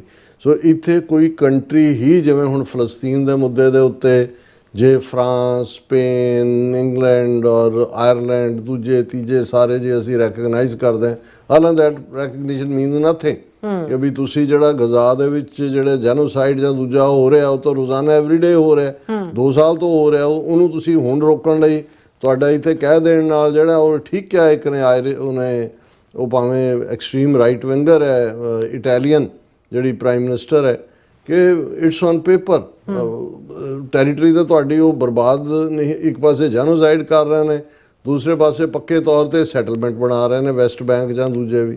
ਸੋ ਇਹ ਐਵੇਂ ਇੱਕ ਜਿਹਨੂੰ ਕਹਿੰਦੇ ਨੇ ਕਿ ਵੀ ਗਿਮਿਕ ਨੌਟੰਕੀ ਹੈ, ਇਸ ਤੋਂ ਬਿਯੋਂਡ ਕੁਛ ਨਹੀਂ ਹੈ। ਪਰ ਇਹਦੇ ਬਾਵਜੂਦ ਕਿ 140 ਤੋਂ ਜ਼ਿਆਦਾ ਮੁਲਕਾਂ ਨੇ ਮਾਨਤਾ ਦਿੱਤੀ, ਉਹਦੇ ਉਹਦਾ ਕੋਈ ਅਸਰ ਨਹੀਂ ਹੈ। ਲੇਕਿਨ ਇਹ ਵੀ ਈਵਨ ਜਿਹੜਾ ਫਲਸਤੀਨ ਦਾ ਰੈਕਗਨਾਈਜ਼ਡ ਰਜੀਮ ਹੈ, ਮੁਹੰਮਦ ਅਬਾਸ ਜਿਹਦਾ ਪ੍ਰੈਜ਼ੀਡੈਂਟ ਹੈ, ਵੈਸਟ ਬੈਂਕ ਨੂੰ ਉਹ ਰਨ ਕਰਦਾ, ਉਹਨੂੰ ਤਾਂ ਅਮਰੀਕਾ ਦਾ ਵੀਜ਼ਾ ਵੀ ਨਹੀਂ ਦਿੱਤਾ ਗਿਆ। ਉਹ ਉਹਦੇ ਰਾਹੀਂ ਜਿਹੜਾ ਥਰੂ ਵੀਡੀਓ ਕਾਨਫਰੰਸ ਉਹਨੇ ਐਡਰੈਸ ਕਰਨਾ ਸੀ, ਅੱਜ ਕਰਨਾ ਸੀ ਜਾਂ ਕਰ ਦਿੱਤਾ ਉਹਨੇ। ਸੋ ਇਹ ਗੱਲ ਦਾ ਧਿਆਨ ਰਹੇ ਕਿ ਯੂਨਾਈਟਿਡ ਨੇਸ਼ਨਸ ਦਾ ਜਿਹੜਾ ਹਿਊਮਨ ਰਾਈਟਸ ਵਿੰਗ ਹੈ, ਜਿਹੜੀ ਹਿਊਮਨ ਰਾਈਟ ਕਮਿਸ਼ਨ ਦੇ ਰੂਪ 'ਚ 20 ਸਾਲ ਬਾਅਦ ਬਣਿਆ ਸੀ ਉਸ ਦੀ ਫਾਊਂਡੇਸ਼ਨ ਤੋਂ 45 ਤੋਂ, ਉਹਦਾ ਰੈਗੂਲਰ ਸੈਸ਼ਨ ਜਨੀਵਾ ਦੇ ਵਿੱਚ ਚੱਲ ਰਿਹਾ, ਕਿਉਂਕਿ ਹੁਣ ਉਹਨੂੰ ਹਿਊਮਨ ਰਾਈਟਸ ਕਾਉਂਸਲ ਕਹਿੰਦੇ ਨੇ। ਹਿਊਮਨ ਰਾਈਟਸ ਔਰ ਅਮਰੀਕਾ ਨੇ ਉਹਦੇ 'ਚੋਂ ਵਿਦਡਰਾ ਕੀਤਾ ਹੋਇਆ ਹਿਊਮਨ ਰਾਈਟ ਕਾਉਂਸਲ 'ਚੋਂ, ਪਰ ਉਹਨਾਂ ਦਾ ਸੈਸ਼ਨ ਇਸ ਵੇਲੇ ਜਨੀਵਾ 'ਚ ਚੱਲ ਰਿਹਾ। ਜਿਹੜੀ ਨਿਊਯਾਰਕ ਦੇ ਵਿੱਚ ਇਹਨਾਂ ਦਾ ਸੈਸ਼ਨ ਹੈ, ਇਹ ਮੁਲਕਾਂ ਦੇ ਜਿਹੜੇ ਨੁਮਾਇੰਦੇ ਨੇ ਉਹਨਾਂ ਨੇ ਬੋਲਣਾ ਹੈ, ਸਾਰਿਆਂ ਨੇ ਆਪੋ ਆਪਣੀਆਂ ਗੱਲਾਂ ਕਰਨੀਆਂ ਨੇ, ਔਰ ਜਿਹਨੂੰ ਸਾਈਡ ਲਾਈਨ ਮੀਟਿੰਗਸ ਕਹਿੰਦੇ ਨੇ ਉਹ ਹੋਣੀਆਂ ਨੇ। ਫਿਰ ਉਹਨਾਂ ਨੇ ਜਿਹੜਾ ਉਹ ਨਿਕਲ ਜਾਣਾ ਜਿੱਧਰ ਨੂੰ ਵੀ ਜਾਣਾ। ਹੁਣ ਇਹ ਸਾਰੇ ਦੇ ਚੱਲਦਿਆਂ ਇੱਕ ਪਾਸੇ ਨਿਊਯਾਰਕ ਵੱਲ ਨਜ਼ਰਾਂ ਨੇ ਦੁਨੀਆ ਦੀਆਂ, ਔਰ ਜਦੋਂ ਇਹ ਮੇਨ ਜਨਰਲ ਅਸੈਂਬਲੀ ਦੀ ਮੀਟਿੰਗ ਹੋ ਰਹੀ ਹੁੰਦੀ ਹੈ, ਬਹੁਤ ਵਾਰ ਹਿਊਮਨ ਰਾਈਟ ਕਾਉਂਸਲ ਦੇ ਵਿੱਚ ਜਿਹੜੀ ਕਾਰਵਾਈ ਹੈ ਉਹਦੇ 'ਤੇ ਬਹੁਤਾ ਫੋਕਸ ਨਹੀਂ ਹੁੰਦਾ। ਲੇਕਿਨ ਕਿਉਂਕਿ ਪਾਕਿਸਤਾਨ ਦੇ ਡੈਲੀਗੇਸ਼ਨ ਨੇ ਜਨੀਵਾ 'ਚ ਜਿੱਥੇ 60ਵਾਂ ਹਿਊਮਨ ਰਾਈਟ ਕਾਉਂਸਲ ਦਾ ਸੈਸ਼ਨ ਚੱਲ ਰਿਹਾ, ਪਾਕਿਸਤਾਨ ਨੇ ਭਾਰਤ ਦੇ ਵਿੱਚ ਖਾਸ ਤੌਰ 'ਤੇ ਕਸ਼ਮੀਰ 'ਚ ਜੋ ਮੁਸਲਮਾਨਾਂ ਦੇ ਨਾਲ, ਕਸ਼ਮੀਰੀਆਂ ਦੇ ਨਾਲ ਹੋ ਰਿਹਾ ਹੈ, ਉਸ ਮੁੱਦੇ ਨੂੰ ਉਠਾਇਆ। ਭਾਰਤ ਦੀ ਜਿਹੜੀ ਦਖਲਅੰਦਾਜ਼ੀ ਹੈ ਵਿਦਨ ਪਾਕਿਸਤਾਨ, ਦਹਿਸ਼ਤਗਰਦੀ, ਉਸ ਮੁੱਦੇ ਨੂੰ ਉਠਾਇਆ। ਹੁਣ ਬਜਾਏ ਕਿ ਭਾਰਤ ਹਕੀਕਤ ਨੂੰ ਮੰਨੇ, ਜਿਹੜਾ ਕਿ ਇਸ ਵੇਲੇ ਦੁਨੀਆ 'ਚ ਬਿਲਕੁਲ ਅਲੱਗ-ਥਲੱਗ ਆਈਸੋਲੇਟਡ ਹੋ ਕੇ ਖੜ੍ਹਾ ਹੈ, ਲੇਕਿਨ ਜਿਵੇਂ ਭਾਰਤ ਦੇ UN ਦੇ ਵਿੱਚ ਜਿਹੜਾ ਕਾਉਂਸਲਰ ਹੈ ਕਸ਼ਿਤਜ ਤਿਆਗੀ, ਉਹਨੇ ਜ਼ਹਿਰੀਲਾ ਹਮਲਾ ਕੀਤਾ। ਜ਼ਹਿਰੀਲਾ, ਔਰ ਇਹਨਾਂ ਦੀ ਆਪਣੀ ਪ੍ਰੈਸ ਟਰਸਟ ਆਫ ਇੰਡੀਆ ਨੇ ਹੈਡਲਾਈਨ ਲਾਈ ਹੈ, Pakistan should focus on economy instead of harboring terrorists and bombing its own people. India at United Nations Human Rights Council। ਔਰ ਉਹਦੇ 'ਚ ਫਿਰ ਜਿਹੜਾ ਕਸ਼ਮੀਰ ਦੇ ਮੁੱਦੇ ਤੇ ਕਸ਼ਿਤਜ ਤਿਆਗੀ ਨੇ ਕਿਹਾ ਕਿ asked Pakistan to vacate Indian territory under their illegal occupation, ਕਿ ਤੁਸੀਂ ਗੈਰ ਕਾਨੂੰਨੀ ਕਬਜ਼ਾ ਕੀਤਾ ਹੋਇਆ ਕਸ਼ਮੀਰ ਦੇ ਉੱਤੇ ਜਿਹੜਾ ਤੁਹਾਡੇ ਕੋਲ, ਉਹਨੂੰ ਖਾਲੀ ਕਰੋ, ਔਰ ਤੁਸੀਂ ਆਪਣੇ ਲੋਕਾਂ ਨੂੰ ਮਾਰ ਰਹੇ ਹੋ, ਔਰ ਆਪਣੀ ਇਕਨੋਮੀ ਵੱਲ ਧਿਆਨ ਦਿਓ ਇਨਸਟੈਡ ਆਫ ਹਾਰਬਰਿੰਗ ਟੈਰਰਿਸਟ। ਹੁਣ ਤੁਸੀਂ ਇਹ ਅੰਦਾਜ਼ਾ ਲਾਓ ਵੀ ਭਾਰਤ ਦਾ ਰੁਤਬਾ ਜਿਹੜਾ ਆਪਣੇ ਆਪ ਨੂੰ ਵਿਸ਼ਵ ਗੁਰੂ ਕਹਿੰਦਾ ਹੈ, ਕਿਸ ਲੈਵਲ ਦੇ ਉੱਤੇ। ਜੇ ਹੁਣ ਚਾਈਨਾ ਦੇ ਮੇਰੇ ਖਿਆਲ 10 ਤੋਂ ਜ਼ਿਆਦਾ ਮੁਲਕਾਂ ਦੇ ਨਾਲ ਬਾਰਡਰ ਲੱਗਦੇ ਨੇ, ਉਹਨਾਂ ਦੇ ਝਗੜੇ ਵੀ ਸੀ ਬਾਰਡਰ ਦੇ। ਇੱਕ ਭਾਰਤ ਨੂੰ ਛੱਡ ਕੇ ਚੀਨ ਨੇ ਸਾਰਿਆਂ ਦੇ ਨਾਲ ਜਿਹੜੀ ਹੈ ਉਹ ਲਵੀ ਡਵੀ ਹੋ ਗਿਆ। ਨਤੀਜੇ ਕਿਉਂਕਿ ਜਿਹੜੀ ਵੱਡੀ ਪਾਵਰ ਬਣਦੀ ਹੈ ਜਾਂ ਜਿਹਨੇ ਦੁਨੀਆ ਨੂੰ ਰਾਹ ਦਿਖਾਉਣਾ ਹੁੰਦਾ, ਉਹਦੇ 'ਚ ਤੁਸੀਂ ਇਹ ਛੋਟੀਆਂ ਚੀਜ਼ਾਂ 'ਚ ਨਹੀਂ ਉਲਝਦੇ। ਬਿਲਕੁਲ। ਹੁਣ ਭਾਰਤ ਦੇ ਲਈ ਜੇ ਭਾਰਤ ਸੱਚਮੁੱਚ, ਔਰ ਇਹਦੇ 'ਚ ਕੋਈ ਸ਼ੱਕ ਨਹੀਂ ਹੈ, ਪਾਕਿਸਤਾਨ ਤੋਂ 6 ਗੁਣਾ ਵੱਡਾ ਹੈ, 8 ਗੁਣਾ ਵੱਡੀ ਉਹਨਾਂ ਦੀ ਇਕਨੋਮੀ ਹੈ, ਔਰ ਉਸ ਸਾਰੇ ਦੇ ਚੱਲਦੇ हैं। ਲੇਕਿਨ ਪਾਕਿਸਤਾਨ ਰਾਹ 'ਚ ਹੈ। ਜੇ ਸੈਂਟਰਲ ਏਸ਼ੀਆ ਤੱਕ ਜਾਣਾ ਹੈ, ਮਿਡਲ ਈਸਟ ਤੱਕ ਜਾਣਾ ਹੈ, ਯੂਰਪ ਤੱਕ ਜਾਣਾ ਹੈ, ਪਾਕਿਸਤਾਨ ਨੇ ਰਾਹ ਰੋਕਿਆ ਹੋਇਆ। ਇਹਨਾਂ ਨੇ ਉਹ ਚਾਬਹਾਰ ਪੋਰਟ ਰਾਹੀਂ ਕੋਸ਼ਿਸ਼ ਕੀਤੀ ਸੀ ਕਿ ਜੀ ਉਹਦੇ ਤੇ ਕਿੰਨੇ $200-300 ਮਿਲੀਅਨ ਲਾ ਵੀ ਦਿੱਤਾ ਸੀ, ਲੇਕਿਨ ਉਹ ਅਮਰੀਕਾ ਨੇ 10 ਦਿਨ ਦਾ ਨੋਟਿਸ ਦੇ ਕੇ ਜਿਹੜਾ ਵੇਵਰ 2019 'ਚ ਦਿੱਤਾ ਸੀ ਉਹ ਵਾਪਸ ਲੈ ਲਿਆ। ਇਹ ਬਿਲਕੁਲ ਕੱਟ ਆਫ ਇਹਨਾਂ ਨੂੰ ਸੀ ਕਿ ਵੀ ਪਾਕਿਸਤਾਨ ਨੂੰ ਬਾਈਪਾਸ ਕਰਕੇ ਅਫਗਾਨਿਸਤਾਨ ਰਾਹੀਂ ਅਸੀਂ ਦੂਜੇ ਪਾਸੇ ਟ੍ਰੇਡ ਕਰਾਂਗੇ। ਹੁਣ ਪਾਕਿਸਤਾਨ ਦੇ ਨਾਲ ਜੇ ਪਹਿਲੀ ਗੱਲ ਤਾਂ ਜਿਵੇਂ ਅਸੀਂ ਜੇ ਇਫ ਲਾਣਾ ਹੀ ਪੈਂਦਾ ਹੈ, ਹਕੀਕਤ ਇਹ ਹੈ ਵੀ ਇਹਨਾਂ ਨੇ ਤਾਂ ਨਾ ਕਦੇ ਮੁਸਲਮਾਨਾਂ ਦੀ ਹੋਂਦ ਨੂੰ ਮੰਨਿਆ ਤੇ ਅਖੰਡ ਭਾਰਤ ਇਹਨਾਂ ਦੇ ਅੰਦਰ ਘੁੰਮਦਾ। ਅਦਰਵਾਈਜ਼ ਪਾਕਿਸਤਾਨ ਦੇ ਨਾਲ ਹੋਰ ਕਿਹੜਾ ਇਹਨਾਂ ਦਾ ਰੌਲਾ ਹੈ। ਰੈੱਡ ਕਲਿਫ ਲਾਈਨ ਮੰਨੀ ਹੋਈ ਹੈ, ਜੰਮੂ ਕਸ਼ਮੀਰ ਡਿਸਪਿਊਟਡ ਟੈਰੀਟਰੀ ਹੈ, ਉਹਦੇ 'ਚ ਵੀ ਜੇ ਇਮਾਨਦਾਰ ਹੋਣ ਤੇ ਉਸ ਦਾ ਵੀ ਕੋਈ ਨਾ ਕੋਈ ਸੋਲੂਸ਼ਨ ਕੱਢਿਆ ਜਾ ਸਕਦਾ ਹੈ। ਪਰ ਇਹਨਾਂ ਨੇ ਤਾਂ ਮੁਸਲਿਮ ਪਾਕਿਸਤਾਨ ਕਰਕੇ ਹਿੰਦੂ ਤਵੀਆਂ ਦੀਆਂ ਵੋਟਾਂ ਬਟੋਰ ਰਹੀਆਂ ਨੇ। ਔਰ ਉਹੀ ਹੇਟਰਡ ਇਹਦੇ ਬਾਵਜੂਦ 4 ਰੋਜ਼ਾ ਪਾਕਿਸਤਾਨ ਨਾਲ ਮਿਸਾਈਲ ਡਰੋਨ ਜੰਗ ਦੇ ਵਿੱਚ ਜਿਹੜੀ ਹੈ ਮੁਕੰਮਲ ਸ਼ਿਕਸਤ ਖਾਧੀ ਹੈ, ਮੂੰਹ 'ਚੋਂ ਝੱਗ ਨਿਕਲ ਰਹੀ ਹੈ ਇਹਨਾਂ ਦੇ। ਲੇਕਿਨ ਇਹਨਾਂ ਦੀ ਜਿਹੜੀ ਨਫ਼ਰਤ ਹੈ, ਜਦੋਂ ਮੈਂ ਵੈਨਮਸ ਲਫ਼ਜ਼ ਦੇਖਦਾ ਹੈ, ਵਾਕਿਆ ਹੀ ਜਿਹੜਾ ਸੱਪ ਹੈ ਉਸ ਦਾ ਜਿਹੜਾ ਵੈਨਮ ਹੈ ਉਹ ਜਾਂਦਾ ਨਹੀਂ ਹੈ। ਉਹ ਭਾਵੇਂ ਬੁੱਢਾ ਵੀ ਹੋ ਜਾਏ, ਭਾਵੇਂ ਤੁਸੀਂ ਉਹਨੂੰ ਸੋਟੀ ਵੀ ਮਾਰ ਰਹੇ ਹੋ, ਉਹਨੂੰ ਵੀ ਸੋਟੀ ਨੂੰ ਚੰਬੜ ਕੇ ਉਹਨੇ ਦੰਦ ਉਹਦੇ 'ਚ ਧਸਾਏ ਹੁੰਦੇ ਨੇ ਕਿ ਬਈ ਇਹ ਉਸ ਦੇ ਸੁਭਾਅ ਦਾ ਹਿੱਸਾ ਹੈ। ਹੁਣ ਮਤਲਬ ਜਿਸ ਜ਼ਹਿਰੀਲੇ ਅੰਦਾਜ਼ ਦੇ ਵਿੱਚ ਇਹਨੇ ਜਿਹੜਾ ਇਹਨਾਂ ਦਾ ਕਸ਼ਿਤ ਜੀ ਤਿਆਗੀ ਹੈ ਉਸਨੇ ਇਹ ਕਿਹਾ, ਉਹਨੇ ਕਿਹਾ ਕਿ ਜੀ ਇਹ ਜਿਹੜਾ ਪਾਕਿਸਤਾਨ ਬਿਲਕੁਲ ਐਪਟੋਮਾਈਜ਼ ਕਰਦਾ ਹੈ ਬਿਲਕੁਲ ਦਹਿਸ਼ਤਗਰਦੀ ਦੀ ਅਪਰੋਚ ਨੂੰ, ਔਰ ਇਹ ਜਿਹੜਾ instead of coveting our territory they will do well to vacate the Indian territory under, ਇਹ ਸਾਡੀ ਟੈਰੀਟਰੀ ਹੈ ਜਿਹੜਾ ਕਸ਼ਮੀਰ ਦੇ ਉੱਤੇ ਕਬਜ਼ਾ ਕਰਕੇ ਬੈਠੇ ਨੇ, ਇਹਨੂੰ ਖਾਲੀ ਕਰੋ। ਔਰ ਕਿਉਂਕਿ ਅਫਗਾਨਿਸਤਾਨ ਦੀ ਤੀਰਾ ਵੈਲੀ ਦੇ ਵਿੱਚ ਇੱਕ ਜਿਹੜਾ ਉੱਥੇ ਪਾਕਿਸਤਾਨ ਨੇ ਕੋਈ ਫੌਜੀ ਐਕਸ਼ਨ ਕੀਤਾ, ਇਹਨਾਂ ਨੂੰ ਕੋਈ ਪੁੱਛੇ ਵੀ ਤੁਸੀਂ ਮਨੀਪੁਰ ਦੇ ਵਿੱਚ ਡਰੋਨ ਔਰ ਦੂਜਿਆਂ ਰਾਹੀਂ ਨਹੀਂ ਬੰਬਾਰੀ ਕਰਦੇ, ਜਿਹੜੀ ਛੱਤੀਸਗੜ੍ਹ ਤੋਂ ਲੈ ਕੇ ਔਰ ਨਕਸਲਾਈਟਸ ਦੇ ਖਿਲਾਫ, ਮਾਓਵਾਦੀਆਂ ਦੇ ਖਿਲਾਫ ਤੁਸੀਂ ਜਿਹੜੀ ਹੈ ਜਹਾਜ਼ਾਂ ਰਾਹੀਂ ਬੰਬਾਰੀ ਨਹੀਂ ਕੀਤੀ। ਜੇ ਵਿਦਨ ਕੰਟਰੀ ਤੁਹਾਨੂੰ ਇਹ ਲੱਗਦਾ ਪਾਕਿਸਤਾਨ ਨੇ ਤਾਂ ਜਿਹੜਾ ਉਹ ਜੋ ਵੀ ਕਿਤੇ ਜਾ ਕੇ ਕੀਤਾ ਹੋਏਗਾ ਉਹ ਉਹਨਾਂ ਦਾ, ਕਿਉਂਕਿ ਉਹ ਲੜ ਰਹੇ ਨੇ ਉਸ ਦਹਿਸ਼ਤਗਰਦੀ ਨਾਲ, ਕਿਉਂਕਿ ਇੰਡੀਆ ਇਨਵੋਲਵ ਹੈ ਤਹਿਰੀਕੇ ਤਾਲਿਬਾਨ ਦੇ ਨਾਲ, ਇੰਡੀਆ ਇਨਵੋਲਵ ਹੈ ਬਲੋਚਿਸਤਾਨ ਲਿਬਰੇਸ਼ਨ ਆਰਮੀ ਦੇ ਨਾਲ। ਔਰ ਇਸ ਲਈ ਪਾਕਿਸਤਾਨ ਜਦੋਂ ਇੰਟਰਨੈਸ਼ਨਲ ਫੋਰਮ ਦੇ ਉੱਤੇ ਇਸ ਸਵਾਲ ਨੂੰ ਚੁੱਕਦਾ ਹੈ, ਇਹਨਾਂ ਨੂੰ ਬੜੀ ਤਕਲੀਫ ਹੁੰਦੀ ਹੈ। ਜੇ ਅਮਰੀਕਾ ਨੇ ਪਾਕਿਸਤਾਨ ਨੂੰ ਦਹਿਸ਼ਤਗਰਦੀ ਦੇ ਖਿਲਾਫ ਲੜਨ ਲਈ ਆਪਣਾ ਅਲਾਈ ਦੱਸਿਆ, ਪ੍ਰੈਜ਼ੀਡੈਂਟ ਟਰੰਪ ਨੇ state of the union address ਦੇ ਵਿੱਚ ਸ਼ੁਕਰੀਆ ਅਦਾ ਕੀਤਾ ਸੀ, ਹੁਣ ਵੀ ਪਾਕਿਸਤਾਨ ਜਿਹੜੀ ਹੈ ਬਿਹਾਈਂਡ ਕਰਟਨ, ਪਸ਼ੇ ਪਰਦਾ ਜਾਂ ਪਸੇ ਪਰਦਾ ਜਿਹਨੂੰ ਕਹਿੰਦੇ ਨੇ, ਉਹ ਈਵਨ ਈਰਾਨ ਦੇ ਨਾਲ ਵੀ ਜਿਹੜਾ ਇਜ਼ਰਾਈਲ ਨੇ ਈਰਾਨ ਤੇ ਕੀਤਾ ਜਾਂ ਅਮਰੀਕਾ ਨੇ ਕੀਤਾ, ਉਹਦੇ 'ਚ ਵੀ ਪਾਕਿਸਤਾਨ ਨੇ ਬੜਾ ਕੀ ਰੋਲ ਅਦਾ ਕੀਤਾ ਹੈ ਉਸ ਨੂੰ ਕੂਲ ਡਾਊਨ ਕਰਨ ਦੇ ਵਿੱਚ। ਔਰ ਹੁਣ ਵੀ ਜੇ Saudi Arabia Pakistan defence packet ਹੋਇਆ, ਅਜੇ ਤੱਕ ਅਮਰੀਕਾ ਨੇ ਇਸ ਦੇ ਉੱਤੇ ਕੋਈ ਰਿਐਕਸ਼ਨ ਨਹੀਂ ਦਿੱਤਾ। ਇਹਦਾ ਮਤਲਬ ਇਹ ਹੈ ਵੀ ਅਮਰੀਕਾ ਨੂੰ ਵੀ ਇਹ ਲੱਗਾ ਕਿ ਭਾਈ ਇਹ ਇੱਕ ਪਾਕਿਸਤਾਨ ਦੇ ਨਾਲ ਸਾਊਦੀ ਅਰੇਬੀਆ ਦਾ ਪੈਕਟ ਹੋਣਾ, ਪਾਕਿਸਤਾਨ ਸਾਡੀਆਂ ਗੁੱਡ ਬੁੱਕਸ 'ਚ ਹੈ, ਉਹ ਬਿਹਤਰ ਹੀ ਹੈ ਬਜਾਏ ਕਿ ਸਾਊਦੀ ਅਰੇਬੀਆ ਚਾਈਨਾ ਦੇ ਹਵਾਲੇ, ਚਾਈਨਾ ਤੋਂ ਨਿਊਕਲੀਅਰ ਅੰਬਰੇਲਾ ਲੈਂਦਾ ਜਾਂ ਰਸ਼ੀਆ ਤੋਂ ਨਿਊਕਲੀਅਰ ਅੰਬਰੇਲਾ ਲੈਂਦਾ। ਔਰ ਦੂਸਰੇ ਪਾਸੇ ਕਿਉਂਕਿ ਅਸਲ ਇਸ਼ੂ ਜੰਮੂ ਕਸ਼ਮੀਰ ਦਾ ਉਹਨੂੰ ਉਹ ਟੱਚ ਨਹੀਂ ਕਰਨਾ, ਉਹਨੂੰ ਤਾਂ ਪਾਕਿਸਤਾਨ ਦੇ ਖਿੱਤੇ 'ਚ ਆਜ਼ਾਦ ਕਸ਼ਮੀਰ ਉਹਨੂੰ ਵੀ ਆਪਣਾ ਹਿੱਸਾ ਕਹਿੰਦੇ ਨੇ। ਔਰ ਦੂਸਰੇ ਪਾਸੇ ਇਹਨਾਂ ਨੂੰ ਬੜੀ ਤਕਲੀਫ ਹੁੰਦੀ ਹੈ ਜਦੋਂ ਕੋਈ ਵੀ ਕਸ਼ਮੀਰ ਦਾ ਇਸ਼ੂ UN ਦੇ ਵਿੱਚ ਚੁੱਕਦਾ। ਜ਼ਾਹਰ ਹੈ ਪਾਕਿਸਤਾਨ ਨੇ ਤਾਂ ਚੁੱਕਣਾ ਹੀ ਹੁੰਦਾ, ਪਰ ਤੁਰਕੀ ਜਿਹਦਾ ਪਹਿਲਾ ਨਾਂ ਟਰਕੀ ਸੀ, ਉਹਨਾਂ ਦੇ ਜਿਹੜਾ ਕਿਉਂਕਿ ਜਿਵੇਂ ਮੈਂ ਕਿਹਾ ਵੀ ਸੀਰੀਅਲ ਵਾਈਜ਼ ਬੋਲਣ ਦੀ ਵਾਰੀ ਆਉਂਦੀ ਹੈ। ਔਰ ਸਤੰਬਰ 23 ਨੂੰ ਯਾਨੀ ਕਿ ਪਿਛਲੇ ਕੱਲ ਜਿਹੜੇ ਤੁਰਕੀ ਦੇ ਪ੍ਰੈਜ਼ੀਡੈਂਟ ਨੇ ਤਾਇਪ ਅਰਦੋਗਨ, ਉਹਨਾਂ ਦੀ ਵਾਰੀ ਸੀ। ਔਰ ਉਹਨਾਂ ਨੇ ਜਿੱਥੇ ਆਪਣੇ ਮੁਲਕ ਦਾ ਜੋ ਵੀ ਨਜ਼ਰੀਆ ਪੇਸ਼ ਕੀਤਾ ਇੰਟਰਨੈਸ਼ਨਲ ਉਹ ਸਾਰੇ ਦੇ ਉੱਤੇ, ਉੱਥੇ ਉਹਨਾਂ ਨੇ ਖਾਸ ਤੌਰ ਦੇ ਉੱਤੇ ਜੰਮੂ ਕਸ਼ਮੀਰ ਦਾ ਜ਼ਿਕਰ ਵੀ ਕੀਤਾ। ਉਹਨਾਂ ਨੇ ਕਿਹਾ ਕਿ ਵੀ ਜਿਹੜਾ the issue of Kashmir should be resolved on the basis of resolutions of the United Nations for the best for our brothers and sisters in Kashmir through dialogue।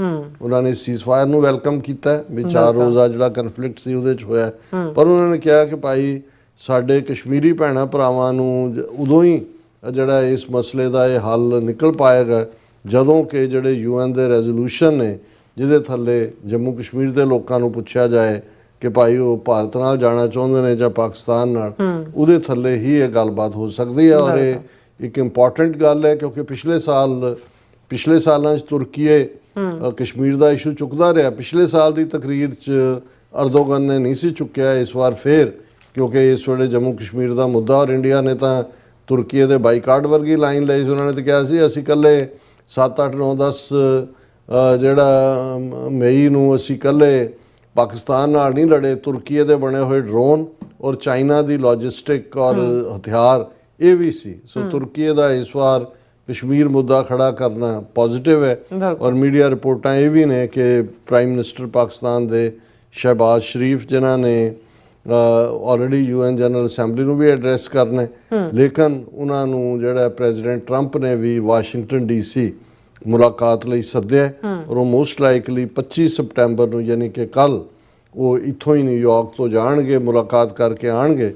ਸੋ ਇਹ ਇੱਕ ਪੋਜ਼ਿਟਿਵ ਗੱਲ ਹੈ ਕਿਉਂਕਿ ਉਸ ਤੋਂ ਪਹਿਲਾਂ ਬਾਈਡਨ ਐਡਮਿਨਿਸਟ੍ਰੇਸ਼ਨ ਨੇ ਬਿਲਕੁਲ ਪਾਕਿਸਤਾਨ ਦੀ ਹਕੂਮਤ ਨਾਲੋਂ ਵਿੱਥ ਬਣਾਈ ਸੀ। ਸੋ ਇਹ ਪਾਕਿਸਤਾਨ ਦੇ ਭਲੇ 'ਚ ਹੈ ਕਿ ਇੱਕ ਪਾਸੇ field marshal general Asim Munir ਉਹਨਾਂ ਨੂੰ ਲੰਚ ਦੇ ਉੱਤੇ ਔਰ ਸਪੈਸ਼ਲ ਗੈਸਟ ਔਰ ਉਹ ਮੁਕਾਮ ਹੈ, ਔਰ ਦੂਸਰੇ ਪਾਸੇ ਜਿਹੜਾ ਸਿਵਿਲੀਅਨ ਗਵਰਨਮੈਂਟ ਹੈ ਉਹ ਸ਼ਹਿਬਾਜ਼ ਸ਼ਰੀਫ ਦੀ ਪ੍ਰਾਈਮ ਮਿਨਿਸਟਰਸ਼ਿਪ ਦੇ ਥੱਲੇ ਸ਼ਹਿਬਾਜ਼ ਸ਼ਰੀਫ ਨੂੰ ਵੀ ਜੇ ਪ੍ਰੈਜ਼ੀਡੈਂਟ ਟਰੰਪ ਨੇ 1 to 1 ਇਨਵਾਈਟ ਕੀਤਾ ਤੇ ਇਹ ਸ਼ੋਅ ਕਰਦਾ ਵੀ ਸਾਰੇ ਪੀਰੀਅਡ 'ਚ ਭਾਰਤ ਦਾ ਸਟੇਟਸ ਕਿੱਥੇ ਹੈ।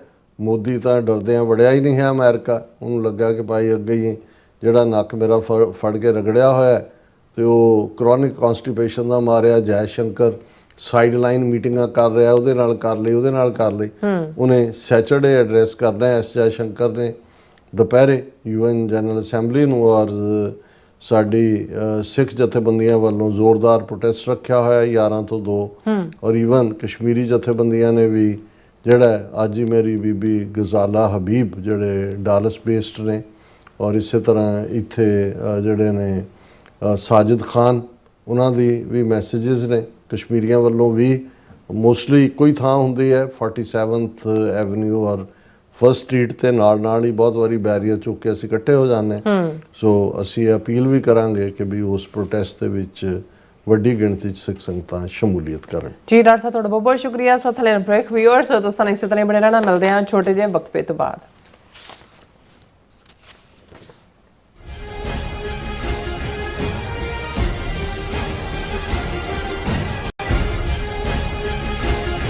ਅਮਰੀਕਾ ਵਿੱਚ ਰਹਿ ਰਹੇ ਹੋ ਅਤੇ ਡਰਾਈਵਿੰਗ ਲਾਇਸੈਂਸ ਲੈਣਾ ਚਾਹੁੰਦੇ ਹੋ ਤੇ ਲੱਭ ਰਹੇ ਹੋ ਇੱਕ ਤਜਰਬੇਕਾਰ ਡਰਾਈਵਿੰਗ ਸਕੂਲ ਤਾਂ ਤੁਹਾਡੇ ਲਈ ਹੈ ਵੱਡੀ ਖੁਸ਼ਖਬਰੀ। ਕੈਲੀਫੋਰਨੀਆ ਦਾ ਸਟਾਕਟਨ ਟਰੱਕ ਡਰਾਈਵਿੰਗ ਸਕੂਲ ਤੁਹਾਨੂੰ ਦੇਵੇਗਾ ਡਰਾਈਵਿੰਗ ਸਿਖਲਾਈ ਅਤੇ ਡਰਾਈਵਿੰਗ ਦੌਰਾਨ ਪੇਸ਼ ਆਉਂਦੀਆਂ ਮੁਸ਼ਕਲਾਂ ਨਾਲ ਨਜਿੱਠਣ ਦੀ ਸਿਖਲਾਈ।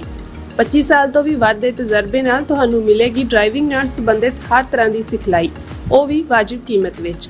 ਫਿਰ ਦੇਰ ਕਿਸ ਗੱਲ ਦੀ, ਅੱਜ ਹੀ ਸੰਪਰਕ ਕਰੋ 2097883308 ਜਾਂ ਫਿਰ 2093139919 ਨੰਬਰਾਂ ਤੇ ਅਤੇ ਪਾਓ ਆਪਣਾ ਡਰਾਈਵਿੰਗ ਲਾਇਸੈਂਸ। ਜਿਹੜਾ ਹੜ੍ਹ ਆਇਆ ਸੀਗਾ ਗੁਰਦੁਆਰਾ ਸਾਹਿਬ ਕਰਤਾਰਪੁਰ ਸਾਹਿਬ ਦੇ ਵਿੱਚ ਬਹੁਤ ਹੀ ਤਬਾਹੀ ਮਚਾਈ ਹੈ ਉਸ ਹੜ੍ਹ ਨੇ।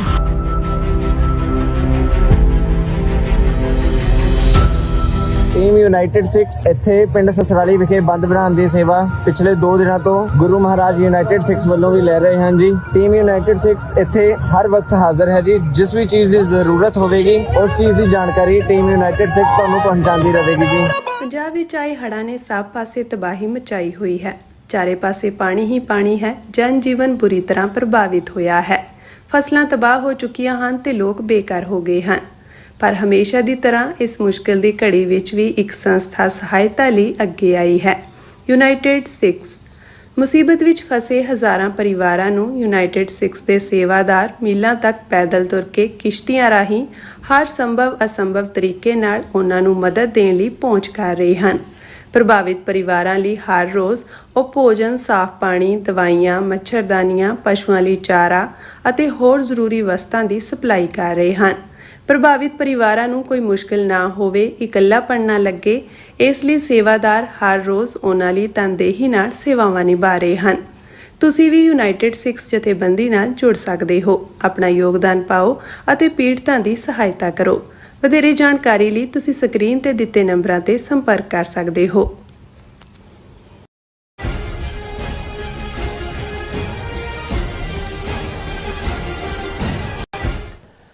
ਦਰਸ਼ਕੋ ਬ੍ਰੇਕ ਤੋਂ ਬਾਅਦ ਤੁਹਾਡਾ ਸਭ ਦਾ ਭਰਪੂਰ ਸਵਾਗਤ ਹੈ। ਸੋ ਵੀਅਰਸ ਗੱਲਬਾਤ ਕਰਨ ਜਾ ਰਹੇ ਹਾਂ ਭਾਰਤ ਦੇ ਹਵਾਲੇ ਨਾਲ ਕਿ ਕਾਂਗਰਸ ਪਾਰਟੀ ਦਾ ਕਹਿਣਾ ਹੈ ਕਿ ਮੋਦੀ ਦੀ ਹਗਲੋਮੇਸੀ ਯਾਨੀ ਕਿ ਜੱਫੀ ਪੱਪੀ ਸਿਆਸਤ ਵਿੱਚ ਕਿਸੇ ਕੰਮ ਨਹੀਂ ਆਈ। ਭਾਰਤ ਇਸ ਵੇਲੇ ਦੁਨੀਆ ਵਿੱਚ ਪੂਰੀ ਤਰ੍ਹਾਂ ਅਲੱਗ ਥਲੱਗ ਨਜ਼ਰ ਆ ਰਿਹਾ ਹੈ। ਸੋ ਇਸ ਬਾਰੇ ਆਪਾਂ ਗੱਲਬਾਤ ਕਰਨ ਜਾ ਰਹੇ ਹਾਂ। ਸੋ ਅਸੀਂ ਚਾਹਾਂਗੇ ਕਿ ਤੁਸੀਂ ਇਸੇ ਤਰ੍ਹਾਂ ਬਣੇ ਰਹਿਣਾ, ਦੇਖਣ ਸੁਣਨ ਲਈ ਜਾਂ ਲਿਖਣ ਲਈ। ਤੁਹਾਡਾ ਸਭ ਦਾ ਬਹੁਤ ਬਹੁਤ ਧੰਨਵਾਦ ਜੀ। ਡਾਕਟਰ ਸਾਹਿਬ ਕੀ ਕਹਿਣਾ ਚਾਹੋਗੇ? ਦੇਖੋ, ਅਸੀਂ ਅਕਸਰ ਕੁਝ ਨਵੇਂ ਨਾਅਰੇ ਵੀ ਜਦੋਂ 90s ਦੇ ਵਿੱਚ ਪ੍ਰੋਟੈਸਟ ਹੋਣੇ ਤਾਂ ਘੜੇ ਬਹੁਤ ਵਾਰੀ ਤਾਂ ਇਹੀ ਹੁੰਦਾ ਸੀ ਕਿ ਇੰਡੀਅਨ ਡੈਮੋਕ੍ਰੇਸੀ ਸ਼ੇਮ ਫਿਰ ਮੈਨੂੰ ਲੱਗਾ ਵੀ ਕ੍ਰੇਸੀ ਦੇ ਨਾਲ ਹੋਰ ਵੀ ਜੋੜਿਆ ਜਾਏ।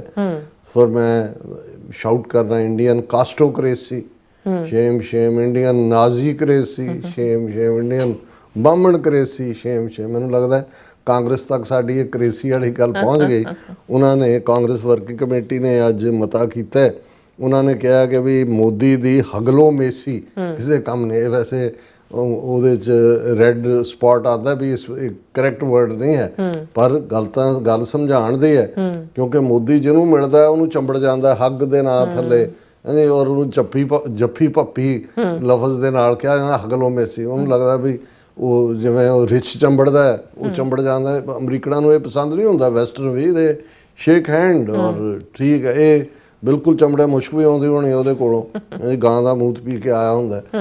ਲੇਕਿਨ ਇਹ ਸ਼ੋਅ ਕਰਨਾ ਕਿ ਜੀ ਅਗਲੇ ਦੇ ਅਸੀਂ ਕਿੰਨਾ ਨੇੜੇ ਫਰਾਡੀਏ, ਜਿਹੜਾ ਤੁਸੀਂ ਅਪਰਾਧੀ ਦੂਣਾ ਨਿਵੇ, ਜਿਵੇਂ ਗੁਰੂ ਸਾਹਿਬ ਨੇ ਯਾਦ ਦਹਾਨੀ ਕਰਵਾਈ ਵੀ ਜਿਹੜਾ ਗੁਨਾਹਗਾਰ ਹੁੰਦਾ ਹੈ, ਅਪਰਾਧੀ ਹੁੰਦਾ ਹੈ, ਉਹ ਜ਼ਿਆਦਾ ਚੁੱਕ ਕੇ ਸਲਾਮਾਂ ਕਰਦਾ। ਅਪਰਾਧੀ ਦੂਣਾ ਨਿਵੇ ਜਿਉਂ ਹੰਤਾ ਮਿਰਗਾਹੇ, ਕਿ ਜਿਵੇਂ ਸ਼ਿਕਾਰੀ ਜਿਹੜਾ ਹੈ ਉਹ ਸ਼ਿਕਾਰ ਫਸਾਉਣ ਦੇ ਲਈ ਜਦੋਂ ਜਾਲ ਸੁੱਟਦਾ ਹੈ ਤੇ ਦੁੱਗਣਾ ਨਿਮਦਾ, ਨਿਮ ਕੇ ਹੀ ਜਾਲ ਸੁੱਟਿਆ ਜਾਂਦਾ।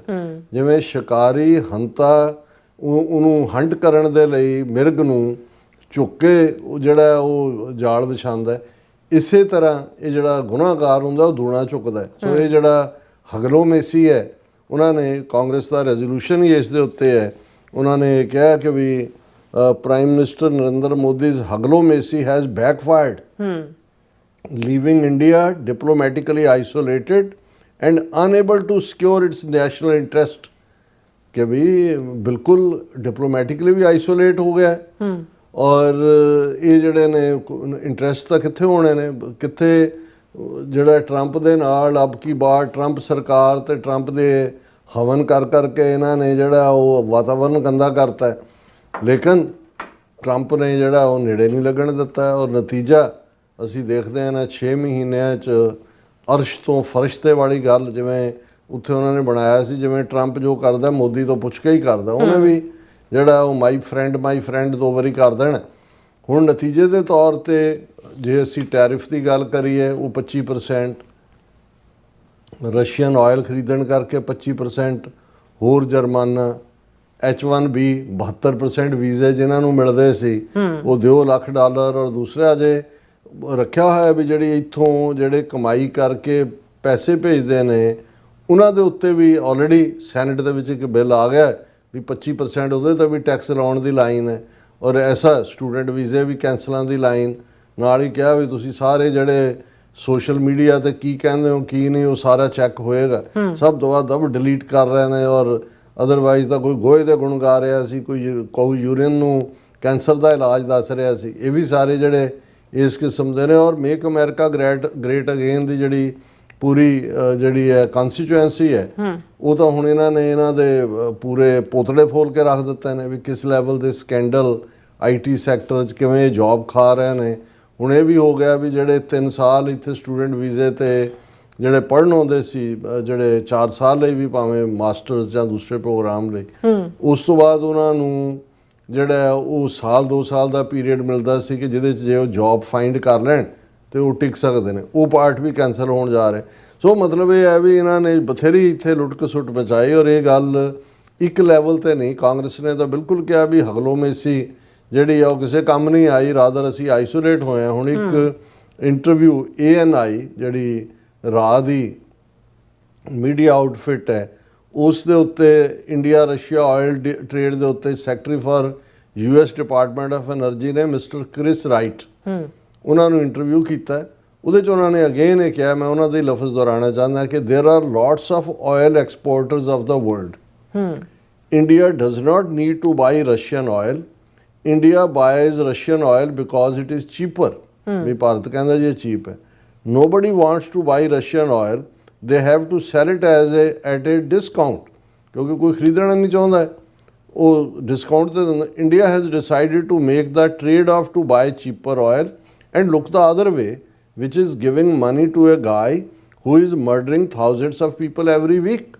ਕਿ ਭਾਰਤ ਚੀਪ ਆਇਲ ਦੇ ਨਾਂ ਥੱਲੇ ਪੈਸਾ ਉਹਨੂੰ ਦੇ ਰਿਹਾ ਹੈ ਜਿਹੜਾ ਹਰ ਹਫਤੇ ਹਜ਼ਾਰਾਂ ਬੇਗੁਨਾਹ ਲੋਕਾਂ ਨੂੰ ਮਾਰ ਰਿਹਾ ਹੈ। ਅੱਛਾ We wish India would work with us to buy oil. You can buy oil from every nation on the earth, just not Russian oil. ਤੁਹਾਨੂੰ ਤੁਸੀਂ ਹੋਰ ਥਾਂ ਤੋਂ ਖਰੀਦ ਲਓ, ਅਸੀਂ ਇਹ ਤਾਂ ਨਹੀਂ ਕਹਿੰਦੇ, ਅਮਰੀਕਾ ਵਾਲੇ ਕਹਿੰਦੇ ਵੀ ਸਾਡਾ ਹੀ ਖਰੀਦੋ, ਬਿਲਕੁਲ। ਪਰ ਜੇ ਤੁਸੀਂ ਉਹਨੂੰ ਪੈਸੇ ਦੇ ਰਹੇ ਹੋ ਜਿਹੜਾ ਹਜ਼ਾਰਾਂ ਬੇਗੁਨਾਹ ਨੂੰ ਮਾਰ ਰਿਹਾ ਹੈ, that is our position. America has oil to sell, so does everybody else. We don't want to punish India, we want to end the war and we want to grow our relations with India. ਇਹ ਬੜੀ ਉਹਨੇ ਕਿਹਾ ਜੀ ਅਸੀਂ ਭਾਰਤ ਨਾਲ ਤਾਂ ਜਿਹੜਾ ਨਹੀਂ ਵਿਗਾੜਨਾ ਚਾਹੁੰਦੇ, ਪਰ ਜੇ ਹੁਣ ਇਹ ਫੰਡ ਕਰ ਰਹੇ ਨੇ ਰਸ਼ੀਅਨ ਵਾਰ ਨੂੰ, ਬੇਗੁਨਾਹ ਨੂੰ ਮਾਰੇ ਜਾਣ ਨੂੰ, ਤੇ ਅਸੀਂ ਤਾਂ ਫਿਰ ਇਹਨਾਂ ਨੂੰ ਜਿਹੜਾ ਜਵਾਬ ਦੇ ਬਣਾਵਾਂਗੇ ਹੀ ਬਣਾਵਾਂਗੇ। ਹੁਣ ਹਾਲਾਂਕਿ ਜਿਹੜਾ ਇੱਕ ਅੱਜ ਇੰਡੀਅਨ ਮੀਡੀਆ ਵੱਲੋਂ ਕਿ ਜੀ ਜ਼ੈਲੈਂਸਕੀ ਨੇ ਇੰਡੀਆ ਦੇ ਲਈ ਸੌਫਟ ਕਾਰਨਰ ਰੱਖਿਆ, ਉਹਨਾਂ ਨੇ ਜਿਹੜਾ ਜ਼ੈਲੈਂਸਕੀ ਨੇ ਇਹ ਕਿਹਾ ਕਿ ਜਿਹੜੇ ਜੇ ਭਾਰਤ ਇੰਨਾ ਸਾਡੇ ਵਿਰੁੱਧ ਨਹੀਂ ਹੈ, ਜ਼ੈਲੈਂਸਕੀ ਨੇ ਜਿਹੜਾ ਯੂਰਪ ਤੇ ਅਮਰੀਕਾ ਨੂੰ ਵੀ ਇਹ ਸਲਾਹ ਦਿੱਤੀ ਹੈ ਕਿ ਵੀ ਇਹ ਜਿਹੜਾ ਭਾਰਤ ਭਾਵੇਂ ਜਿਹੜਾ ਉਹ ਆਇਲ ਖਰੀਦਦਾ ਹੈ, ਪਰ ਉਹ ਅਲਟੀਮੇਟਲੀ ਵੈਸਟ ਬਲਾਕ ਦੇ ਵਿੱਚ ਹੀ ਆ ਸਕਦਾ ਹੈ, ਇਸ ਲਈ ਉਹ ਇਹਨਾਂ ਅਗੇਂਸਟ। ਹੁਣ ਪਤਾ ਨਹੀਂ ਜ਼ੈਲੈਂਸਕੀ ਦਾ ਵੀ ਮੂੰਹ 'ਚ ਉਹਦਾ ਕੁਝ ਪਾਇਆ ਹੋਣਾ, ਔਰ ਉਹਨਾਂ ਨੇ ਇਹ ਕਿਹਾ ਕਿ ਜੀ ਇਹ ਜਿਹੜਾ ਭਾਰਤ ਹੈ ਰੂਸੀ ਤੇਲ ਖਰੀਦਣਾ ਬੰਦ ਕਰੇਗਾ ਔਰ ਇਸ ਮਸਲੇ ਨੂੰ ਸੁਲਝਾ ਲਏਗਾ। ਪਰ ਉਹਨਾਂ ਨੇ ਕਿਹਾ ਕਿ ਭਾਰਤ ਵੀ ਉਹਨਾਂ ਦੇ ਨਾਲ ਹੈ, ਜਿੰਨੀ ਜਲਦੀ ਹੋ ਸਕੇ ਅਸੀਂ ਇਹ ਜੰਗ ਖਤਮ ਕਰਨੀ ਚਾਹੁੰਦੇ ਹਾਂ। ਟਰੰਪ ਵੀ ਇਹੀ ਚਾਹੁੰਦੇ ਨੇ, ਅਸੀਂ ਵੀ ਇਹੀ ਚਾਹੁੰਦੇ ਨੇ, ਔਰ ਭਾਰਤ ਨੂੰ ਜਿਹੜਾ ਹੈ ਥੋੜ੍ਹਾ ਜਿਹਾ ਉਹਨੇ ਇਹ ਕਿਹਾ ਕਿ ਬਈ ਭਾਰਤ ਪ੍ਰਤੀ ਥੋੜ੍ਹਾ ਜਿਹਾ ਨਰਮ ਰਵੱਈਆ ਹੋਣਾ ਚਾਹੀਦਾ। ਹਾਲਾਂਕਿ ਜਦੋਂ ਮੋਦੀ ਖੁਦ ਜਿਹੜਾ ਯੂਕਰੇਨ ਦੇ ਦੌਰੇ 'ਤੇ ਸੀ, ਸਭ ਤੋਂ ਸਖਤ ਲਾਈਨ ਜਿਹੜੀ ਹੈ ਉਹ ਜ਼ੈਲੈਂਸਕੀ ਨੇ ਹੀ ਲਈ ਸੀ। ਉਹਨੇ ਕਿਹਾ ਸੀ ਕਿ ਜੀ ਤੁਸੀਂ ਵੀ ਡੈਮੋਕ੍ਰੇਸੀ ਹੋ, ਅਸੀਂ ਡੈਮੋਕ੍ਰੇਸੀ ਹੈ, ਤੇ ਤੁਸੀਂ ਕਿਸ ਤਾਕਤ ਦੇ ਨਾਲ ਜਾ ਕੇ ਖੜੇ ਹੋ। ਪਰ ਜ਼ੈਲੈਂਸਕੀ ਨੂੰ ਤਾਂ ਆਪ ਨੂੰ ਨਹੀਂ ਪਤਾ ਵੀ ਕੱਲ ਉਹਦੇ ਨਾਲ ਕੀ ਹੋਣਾ ਕੀ ਨਹੀਂ ਹੈ। ਇੱਕ ਪਾਸੇ ਉਹ ਨੈਟੋ ਨੂੰ ਵੀ ਪੂਰਾ ਕਰ ਰਿਹਾ ਹੈ ਕਿ ਵੀ ਜੇ ਰੂਸ ਨੂੰ, ਅਜੇ ਵੀ ਕਿਹਾ ਜ਼ੈਲੈਂਸਕੀ ਨੇ ਕਿ ਜੇ ਰੂਸ ਨੂੰ ਯੂਕਰੇਨ 'ਚ ਨਾ ਰੋਕਿਆ ਗਿਆ, ਤੇ ਆਲਰੇਡੀ ਰੂਸ ਨੇ ਇੰਡੀਕੇਸ਼ਨ ਦਿੱਤੀ ਹੈ, ਉਹਦੇ ਡਰੋਨ ਜਿਹੜੇ ਨੇ ਉਹ ਪੋਲੈਂਡ ਦੇ ਵਿੱਚ ਵੀ ਗਏ ਨੇ, ਰੋਮਾਨੀਆ ਦੇ ਵਿੱਚ ਵੀ ਗਏ ਨੇ, ਦੂਸਰਿਆਂ ਦੇ ਵਿੱਚ ਵੀ, ਫਿਰ ਨੈਟੋ ਵੀ ਸੇਫ ਨਹੀਂ ਹੋਏਗੀ। ਔਰ ਈਵਨ ਭਾਰਤ ਨੂੰ ਇਹ ਗੱਲ ਰੂਬੀਓ ਨੇ ਵੀ, ਮਾਰਕੋ ਰੂਬੀਓ ਨੇ ਅੱਜ ਫਿਰ ਉਹਨੇ ਮੁਲਾਕਾਤ ਜਿਹੜੀ ਐਸ ਜੈ ਸ਼ੰਕਰ ਦੇ ਨਾਲ ਕੀਤੀ ਸੀ, ਉਹਦੇ 'ਚ ਵੀ ਉਹਨੇ ਕਿਹਾ ਸੀ ਕਿ ਦੇਖੋ India close partner of US, but Trump imposed additional tariff for purchasing Russian oil, ਕਿ ਅਸੀਂ ਕਿਸੇ ਦਾ ਲਿਹਾਜ਼ ਨਹੀਂ ਕਰਦੇ, ਭਾਵੇਂ ਤੁਸੀਂ ਜਿਹੜਾ ਇਸ ਸਾਰੇ 'ਤੇ ਕਰੋ। ਔਰ ਜਿਹੜਾ ਟਰੰਪ ਨੇ ਆਪਣੇ ਕੱਲ 1 ਘੰਟੇ ਦਾ ਭਾਸ਼ਣ ਦਿੱਤਾ UN ਦੇ ਵਿੱਚ, ਉਹਦੇ 'ਚ ਵੀ ਉਹਨਾਂ ਨੇ ਕਿਹਾ ਸੀ ਕਿ ਵੀ ਰਸ਼ੀਆ, ਜਿਹੜਾ ਚਾਈਨਾ ਔਰ ਇੰਡੀਆ ਇਹ ਯੂਕਰੇਨ ਵਾਰ ਨੂੰ ਫੰਡ ਕਰ ਰਹੇ ਨੇ ਕਿਉਂਕਿ ਇਹ ਆਇਲ ਖਰੀਦ ਰਹੇ ਨੇ। ਹਾਲਾਂਕਿ ਅੱਜ ਚਾਈਨਾ ਦੇ ਨੁਮਾਇੰਦੇ ਨੇ ਟਰੰਪ ਦੇ ਇਸ ਕਮੈਂਟ ਦੇ ਉੱਤੇ ਰਿਐਕਟ ਕੀਤਾ। ਉਹਨਾਂ ਨੇ ਇਹ ਗੱਲ, ਕਿਉਂਕਿ ਟਰੰਪ ਨੇ ਕਿਹਾ ਸੀ ਕਿ ਵੀ ਇੰਡੀਆ ਔਰ ਚਾਈਨਾ ਪ੍ਰਾਇਮਰੀ ਫੰਡਰ ਆਫ ਯੂਕਰੇਨ ਵਾਰ ਨੇ, ਉਹਨਾਂ ਨੇ ਕਿਹਾ ਵੀ ਇਹ ਠੀਕ ਨਹੀਂ ਹੈ ਔਰ ਇਸ ਦੇ ਉੱਤੇ should not be interfered with and influence, ਕਿ ਜੋ ਸਾਡੀ ਥਰਡ ਪਾਰਟੀ ਆਪਸ਼ਨ ਹੈ, ਅਸੀਂ ਕੀ ਕਰਨਾ ਹੈ, ਅਸੀਂ ਇੰਡੀਪੈਂਡੈਂਟ ਹੈ। ਸੋ ਚਲੋ ਚਾਈਨਾ ਦੀ ਪੋਜੀਸ਼ਨ ਇੱਕ ਡਿਫਰੈਂਟ ਹੈ, ਅਸੀਂ ਸਮਝਦੇ ਹਾਂ ਵੀ ਉਹ ਇਸ ਵੇਲੇ ਇੱਕ ਪਾਸੇ ਨੈਗੋਸ਼ੀਏਸ਼ਨ 'ਚ ਵੀ ਹੈ ਅਮਰੀਕਾ ਦੇ ਨਾਲ, ਔਰ ਈਵਨ ਸਭ ਤੋਂ ਵੱਡਾ ਜਿਹੜਾ ਐਂਟਰਪ੍ਰਾਈਜ਼ ਜਿਹਦੇ ਉੱਤੇ ਨੈਗੋਸ਼ੀਏਸ਼ਨ ਚੱਲ ਰਹੀ ਸੀ ਟਿਕਟੌਕ ਦੇ ਉੱਤੇ, ਟਿਕਟੌਕ ਚਾਈਨਾ ਦਾ ਟੂਲ ਹੈ, ਉਹ ਅਮਰੀਕਾ ਦੇ ਟਰੰਪ ਨੇ ਕਿਹਾ ਵੀ ਸਮਝੌਤਾ ਹੋ ਗਿਆ। ਕੌਣ ਕਿਹਨੇ ਅਮਰੀਕਾ 'ਚ ਬਾਏ ਕੀਤਾ ਹੋਏਗਾ ਇਹ ਵੱਖਰੀ ਕਹਾਣੀ ਹੈ, ਪਰ ਜੋ ਵੀ ਸ਼ਰਤਾਂ ਸੀ ਤੈਅ ਹੋਈਆਂ ਨੇ, ਔਰ ਇਹਨਾਂ ਦੀ ਟ੍ਰੇਡ ਟਾਕ ਵੀ ਚਾਈਨਾ ਅਮਰੀਕਾ ਦੀ ਮੈਡਰਿਡ ਸਪੇਨ ਦੇ ਵਿੱਚ ਚੱਲ ਰਹੀ ਹੈ। ਪਰ ਇਹ ਬਿਲਕੁਲ ਕਾਂਗਰਸ ਨੇ ਠੀਕ ਕਿਹਾ ਕਿ ਇਹ ਜਿਹੜੀ ਹਗਲੋ ਮੇਸੀ ਹੈ, ਇਹ ਜੱਫੀ ਪੱਪੀ, ਇਹ ਜਿਹੜੀ ਹੈ ਇਹ ਕਿਸੇ ਕੰਮ ਨਹੀਂ ਆਈ। ਔਰ ਇਸ ਵੇਲੇ ਜਿਹੜਾ ਉਹ ਕੱਲੋਕਾਰਾ ਭਾਰਤ ਬਿਲਕੁਲ ਆਈਸੋਲੇਟ। ਇੱਥੇ ਵੀ ਅਸੀਂ ਦੇਖ ਰਹੇ ਹਾਂ ਕਿ ਭਾਈ ਕਿ ਹੁਣ ਪ੍ਰੈਜ਼ੀਡੈਂਟ ਟਰੰਪ ਨੇ ਈਵਨ 7 ਮੁਸਲਮਾਨ ਮੁਲਕਾਂ ਦੇ ਲੀਡਰਾਂ ਦੇ ਨਾਲ ਵੀ ਮੁਲਾਕਾਤ ਰੱਖੀ ਹੈ, ਜਿਨ੍ਹਾਂ ਦੇ ਵਿੱਚ ਸ਼ਹਬਾਜ਼ ਸ਼ਰੀਫ ਵੀ ਹੈ, ਦੂਸਰੇ ਵੀ ਨੇ। ਭਾਰਤ ਉੱਥੇ ਵੀ ਕਿਤੇ ਨਜ਼ਰ ਨਹੀਂ। ਔਰ ਇਹ ਪੁੱਛ ਰਹੇ ਨੇ ਉੱਥੇ ਕਿ ਵਿਸ਼ਵ ਗੁਰੂ ਦੁਨੀਆ ਦੇ ਵਿੱਚ ਕਿਸੇ ਵੀ ਫੋਰਮ 'ਤੇ ਨਾ ਤੁਸੀਂ SCO ਜੋਗੇ ਰਹੇ, ਨਾ ਤੁਸੀਂ ਬ੍ਰਿਕਸ ਜੋਗੇ ਹੋ ਚੱਜ ਦੇ ਨਾਲ, ਨਾ ਤੁਸੀਂ ਕੁਆਡ ਜੋਗੇ ਹੋ ਚੱਜ ਦੇ ਨਾਲ। ਅਮਰੀਕਾ ਨਾਲ ਵੀ ਅਲਾਇੰਸ ਟੁੱਟਾ। ਰੂਸ ਜਿਹਨੂੰ ਤੁਸੀਂ ਆਪਣਾ ਬੜਾ ਸਪੋਰਟਰ ਤੇ ਦੂਜਾ ਕਹਿੰਦੇ ਹੋ, रूस ਜਿਹੜਾ ਹੈ ਉਹ ਚੀਨ ਦੇ ਥੱਲੇ ਬਿਲਕੁਲ ਜਿਹੜਾ ਹੈ ਉਹਦਾ ਜੂਨੀਅਰ ਪਾਰਟਨਰ ਬਣਿਆ ਹੋਇਆ। ਉਹਨਾਂ ਦੀ ਇਕਨੋਮੀ ਰਸ਼ੀਆ ਦੀ ਚਾਈਨਾ ਦੇ ਉੱਤੇ ਖੜੀ ਹੈ। ਚਾਈਨਾ ਵੱਡੀ 20-25 ਟ੍ਰਿਲੀਅਨ ਡਾਲਰ ਦੀ ਇਕਨੋਮੀ ਹੈ, ਰੂਸ ਦੀ ਸਾਰੀ 2 ਟ੍ਰਿਲੀਅਨ ਡਾਲਰ ਦੀ ਇਕਨੋਮੀ ਹੈ, ਉਹ ਵੀ ਉਹਨਾਂ ਦੇ ਸਹਾਰੇ ਖੜੀ ਹੈ। ਤੁਸੀਂ ਨਾ ਹਿੰਮਤ ਰੱਖਦੇ ਹੋ ਈਰਾਨ ਵਾਂਗ ਜਾਂ ਚਾਈਨਾ ਵਾਂਗ ਅਮਰੀਕਾ ਨੂੰ ਚੈਲੰਜ ਕਰਨ ਦੀ। ਹੁਣ ਈਰਾਨ ਵਾਲਿਆਂ ਨੇ ਕਿਹਾ, ਉਹਨਾਂ ਦੇ ਨੁਮਾਇੰਦੇ ਨੇ ਉੱਥੇ UN ਦੇ ਵਿੱਚ ਵੀ ਅਸੀਂ ਕੋਈ ਧੱਕੇਸ਼ਾਹੀ ਲਾ ਲਓ, ਸੈਂਕਸ਼ਨ ਜੋ ਲਾਣੀਆਂ ਨੇ, ਅਸੀਂ ਧੱਕੇਸ਼ਾਹੀ ਵਾਲੀ ਗੱਲ ਨਹੀਂ। ਚਲੋ ਠੀਕ ਗਲਤ ਇਹ ਡਿਬੇਟੇਬਲ ਹੋ ਸਕਦਾ ਹੈ, ਪਰ ਭਾਰਤ ਤਾਂ ਨਾ ਇੱਧਰ ਹੈ ਨਾ ਉੱਧਰ ਹੈ, ਦੋਨੋਂ ਪਾਸੇ ਹੀ ਜੁੱਤੀਆਂ ਖਾ ਰਿਹਾ ਹੈ। ਗੰਢੇ ਵੀ ਖਾ ਰਹੇ ਨੇ 100 ਤੇ ਜੁੱਤੀਆਂ ਵੀ 100 ਖਾ ਰਹੇ ਨੇ। ਇਹਨਾਂ ਦਾ ਹਾਲ ਤਾਂ ਇਸ ਵੇਲੇ ਇਹੀ ਹੋਇਆ ਹੋਇਆ। ਬਿਲਕੁਲ ਡਾਕਟਰ ਸਾਹਿਬ, ਤੁਹਾਡਾ ਬਹੁਤ ਬਹੁਤ ਧੰਨਵਾਦ। ਸੋ ਹੱਥ ਲੈਣਾ ਬ੍ਰੇਕ। ਵਿਊਅਰਸ, ਤੁਸੀਂ ਇਸ ਤਰ੍ਹਾਂ ਸਾਡੇ ਨਾਲ ਬਣੇ ਰਹਿਣਾ। ਮਿਲਦੇ ਹਾਂ ਛੋਟੇ ਜਿਹੇ ਬ੍ਰੇਕ ਤੋਂ ਬਾਅਦ।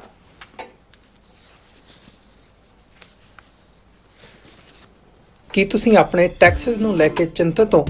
ਤੁਸੀਂ ਆਪਣੀ ਕਮਾਈ ਲਈ ਮਿਹਨਤ ਕਰਦੇ ਹੋ, ਭਾਵੇਂ ਤੁਸੀਂ ਨੌਕਰੀ ਵਿੱਚ ਹੋਵੋ ਜਾਂ ਆਪਣਾ ਬਿਜ਼ਨਸ ਚਲਾਉਂਦੇ ਹੋ। ਜਦੋਂ ਟੈਕਸ ਭਰਨ ਦਾ ਸਮਾਂ ਆਉਂਦਾ ਹੈ ਤਾਂ ਤੁਹਾਨੂੰ ਇੱਕ ਭਰੋਸੇਯੋਗ ਟੈਕਸ ਅਕਾਊਂਟੈਂਟ ਦੀ ਲੋੜ ਹੈ, ਜੋ ਟੈਕਸ ਬੈਲੈਂਸ ਦਾ ਤੁਹਾਡੇ ਪੱਖ ਵਿੱਚ ਜਾਣਾ ਯਕੀਨੀ ਬਣਾਵੇ। ਸਿਆਟਲ ਦੀ ਜਾਣੀ ਪਛਾਣੀ company accurate accountants and taxes ਤੁਹਾਡੀ ਸੇਵਾ ਵਿੱਚ ਹਾਜ਼ਰ ਹੈ। ਅਸੀਂ ਹਰ ਤਰ੍ਹਾਂ ਦੇ ਟੈਕਸ ਭਰਨ ਵਿੱਚ ਤੁਹਾਡੀ ਮਦਦ ਕਰਾਂਗੇ। ਟੈਕਸ ਸੰਬੰਧੀ ਕਿਸੇ ਵੀ ਤਰ੍ਹਾਂ ਦੇ ਸਵਾਲ ਲਈ ਅੱਜ ਹੀ ਸਾਡੇ ਤੱਕ ਪਹੁੰਚ ਕਰੋ। Accurate accountants and Texas. America ਵਿੱਚ ਰਹਿ ਰਹੇ ਹੋ ਅਤੇ ਡਰਾਈਵਿੰਗ ਲਾਇਸੈਂਸ ਲੈਣਾ ਚਾਹੁੰਦੇ ਹੋ ਤੇ ਲੱਭ ਰਹੇ ਹੋ ਇੱਕ ਤਜਰਬੇਕਾਰ ਡਰਾਈਵਿੰਗ ਸਕੂਲ, ਤਾਂ ਤੁਹਾਡੇ ਲਈ ਹੈ ਵੱਡੀ ਖੁਸ਼ਖਬਰੀ। ਕੈਲੀਫੋਰਨੀਆ ਦਾ ਸਟਾਕਟਨ ਟਰੱਕ ਡਰਾਈਵਿੰਗ ਸਕੂਲ ਤੁਹਾਨੂੰ ਦੇਵੇਗਾ ਡਰਾਈਵਿੰਗ ਸਿਖਲਾਈ ਅਤੇ ਡਰਾਈਵਿੰਗ ਦੌਰਾਨ ਪੇਸ਼ ਆਉਂਦੀਆਂ ਮੁਸ਼ਕਲਾਂ ਨਾਲ ਨਜਿੱਠਣ ਦੀ ਸਿਖਲਾਈ। 25 ਸਾਲ ਤੋਂ ਵੀ ਵੱਧ ਦੇ ਤਜਰਬੇ ਨਾਲ ਤੁਹਾਨੂੰ ਮਿਲੇਗੀ ਡਰਾਈਵਿੰਗ ਨਾਲ ਸੰਬੰਧਿਤ ਹਰ ਤਰ੍ਹਾਂ ਦੀ ਸਿਖਲਾਈ, ਉਹ ਵੀ ਵਾਜਿਬ ਕੀਮਤ ਵਿੱਚ। ਫਿਰ ਦੇਰ ਕਿਸ ਗੱਲ ਦੀ? ਅੱਜ ਹੀ ਸੰਪਰਕ ਕਰੋ 2097883308 ਜਾਂ ਫਿਰ 2093139919 ਨੰਬਰਾਂ ਤੇ ਅਤੇ ਪਾਓ ਆਪਣਾ ਡਰਾਈਵਿੰਗ ਲਾਇਸੈਂਸ।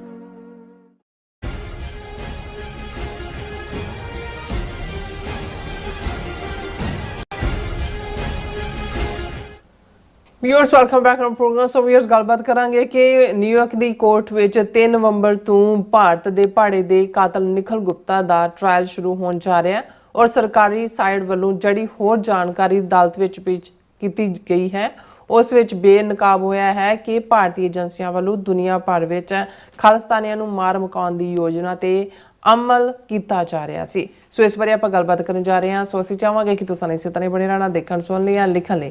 ਤੁਹਾਡਾ ਸਭ ਦਾ ਬਹੁਤ ਬਹੁਤ ਸ਼ੁਕਰੀਆ ਜੀ। ਡਾਕਟਰ ਸਾਹਿਬ, ਕੀ ਵਿਚਾਰਾਂ ਨੇ?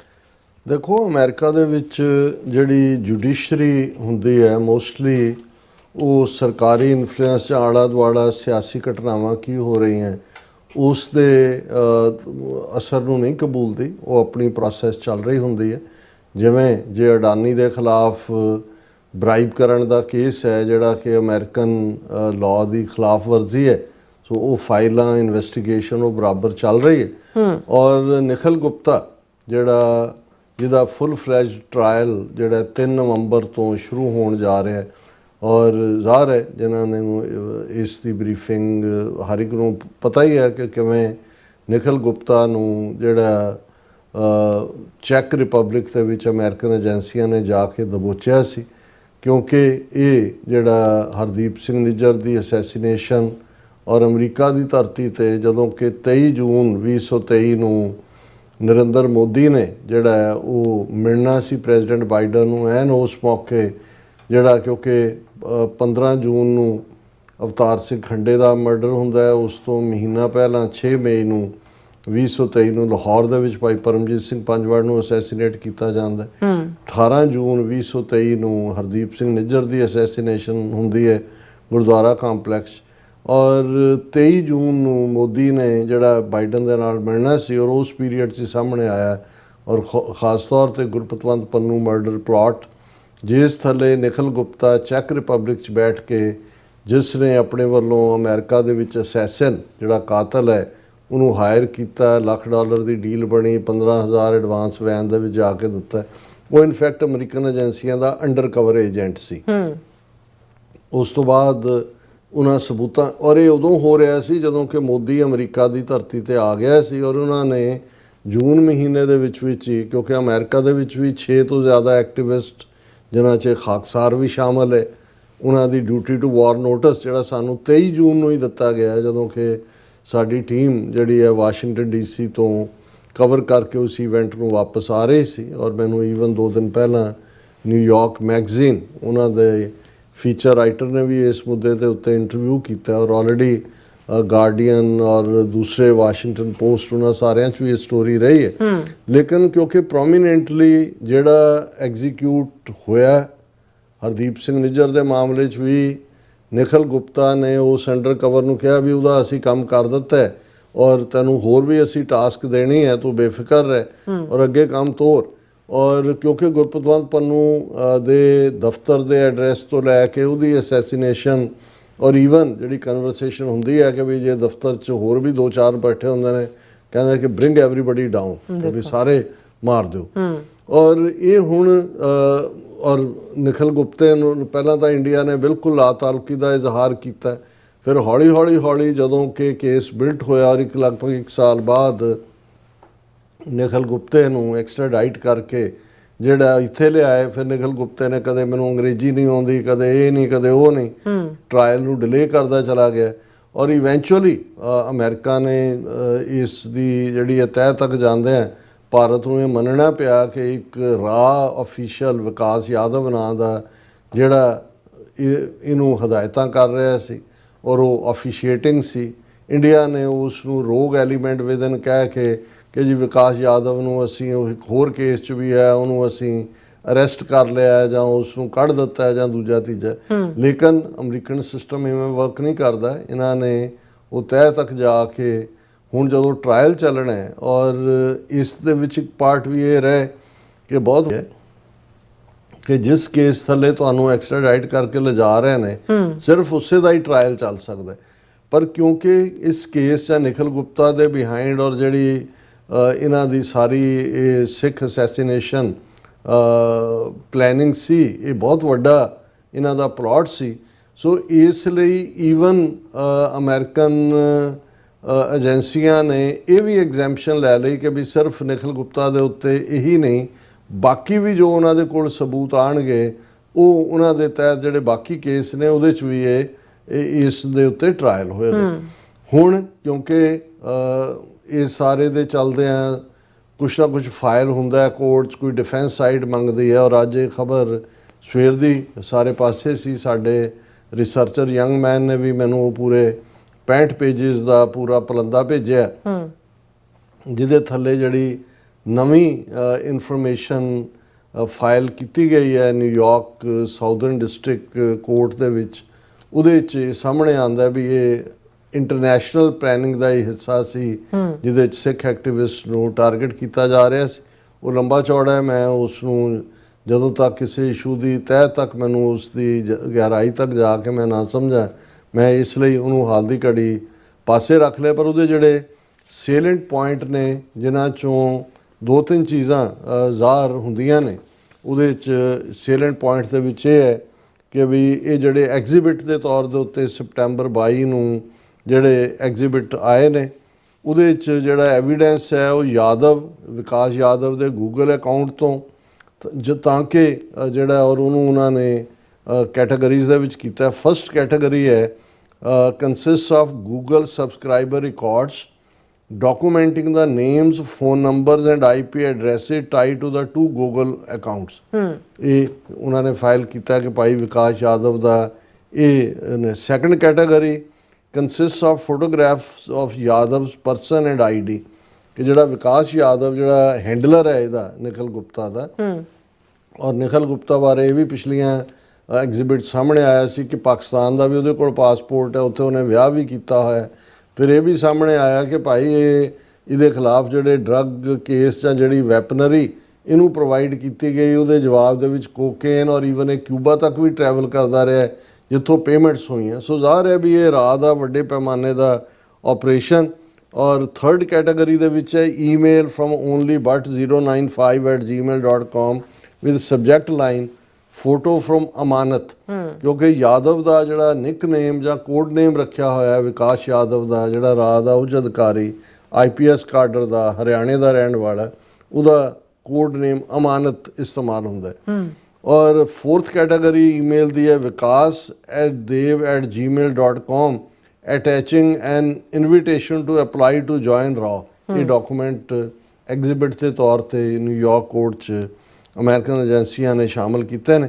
ਤੇ 5th category consists of Yadav's pay stubs, tax records reflecting pay from the cabinet secretariat and from the CRPF, क्योंकि ये यादव विकास यादव CRPF ਦਾ IPS है, उन डेपुटेशन राज है, सो उन्होंने प्रूव करते हैं कि भी विकास यादव जिहदा निकनेम अमानत है वो जिहड़ा है वो राह दा ऑफिशियल है, उहदियां पिक्चर्स उहदे पे स्टब्स उहदे सारे सबूत जिहड़े ने अमेरिकन एजेंसियां कढ के लिआईयां ने।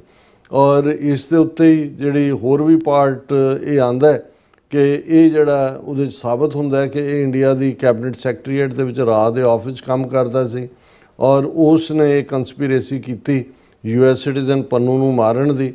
अमानत निकनेम दे तौर ते इस्तेमाल है हुंदा उहदे नां दे नाल। और ये जिहड़ी है इहदे नाल जीमेल रिकॉर्ड, पे स्लब्स, इंडियन टैक्स फॉर्म ये सारे जिहड़े ने ये भी एज ए सबूत मैंशन किए गए।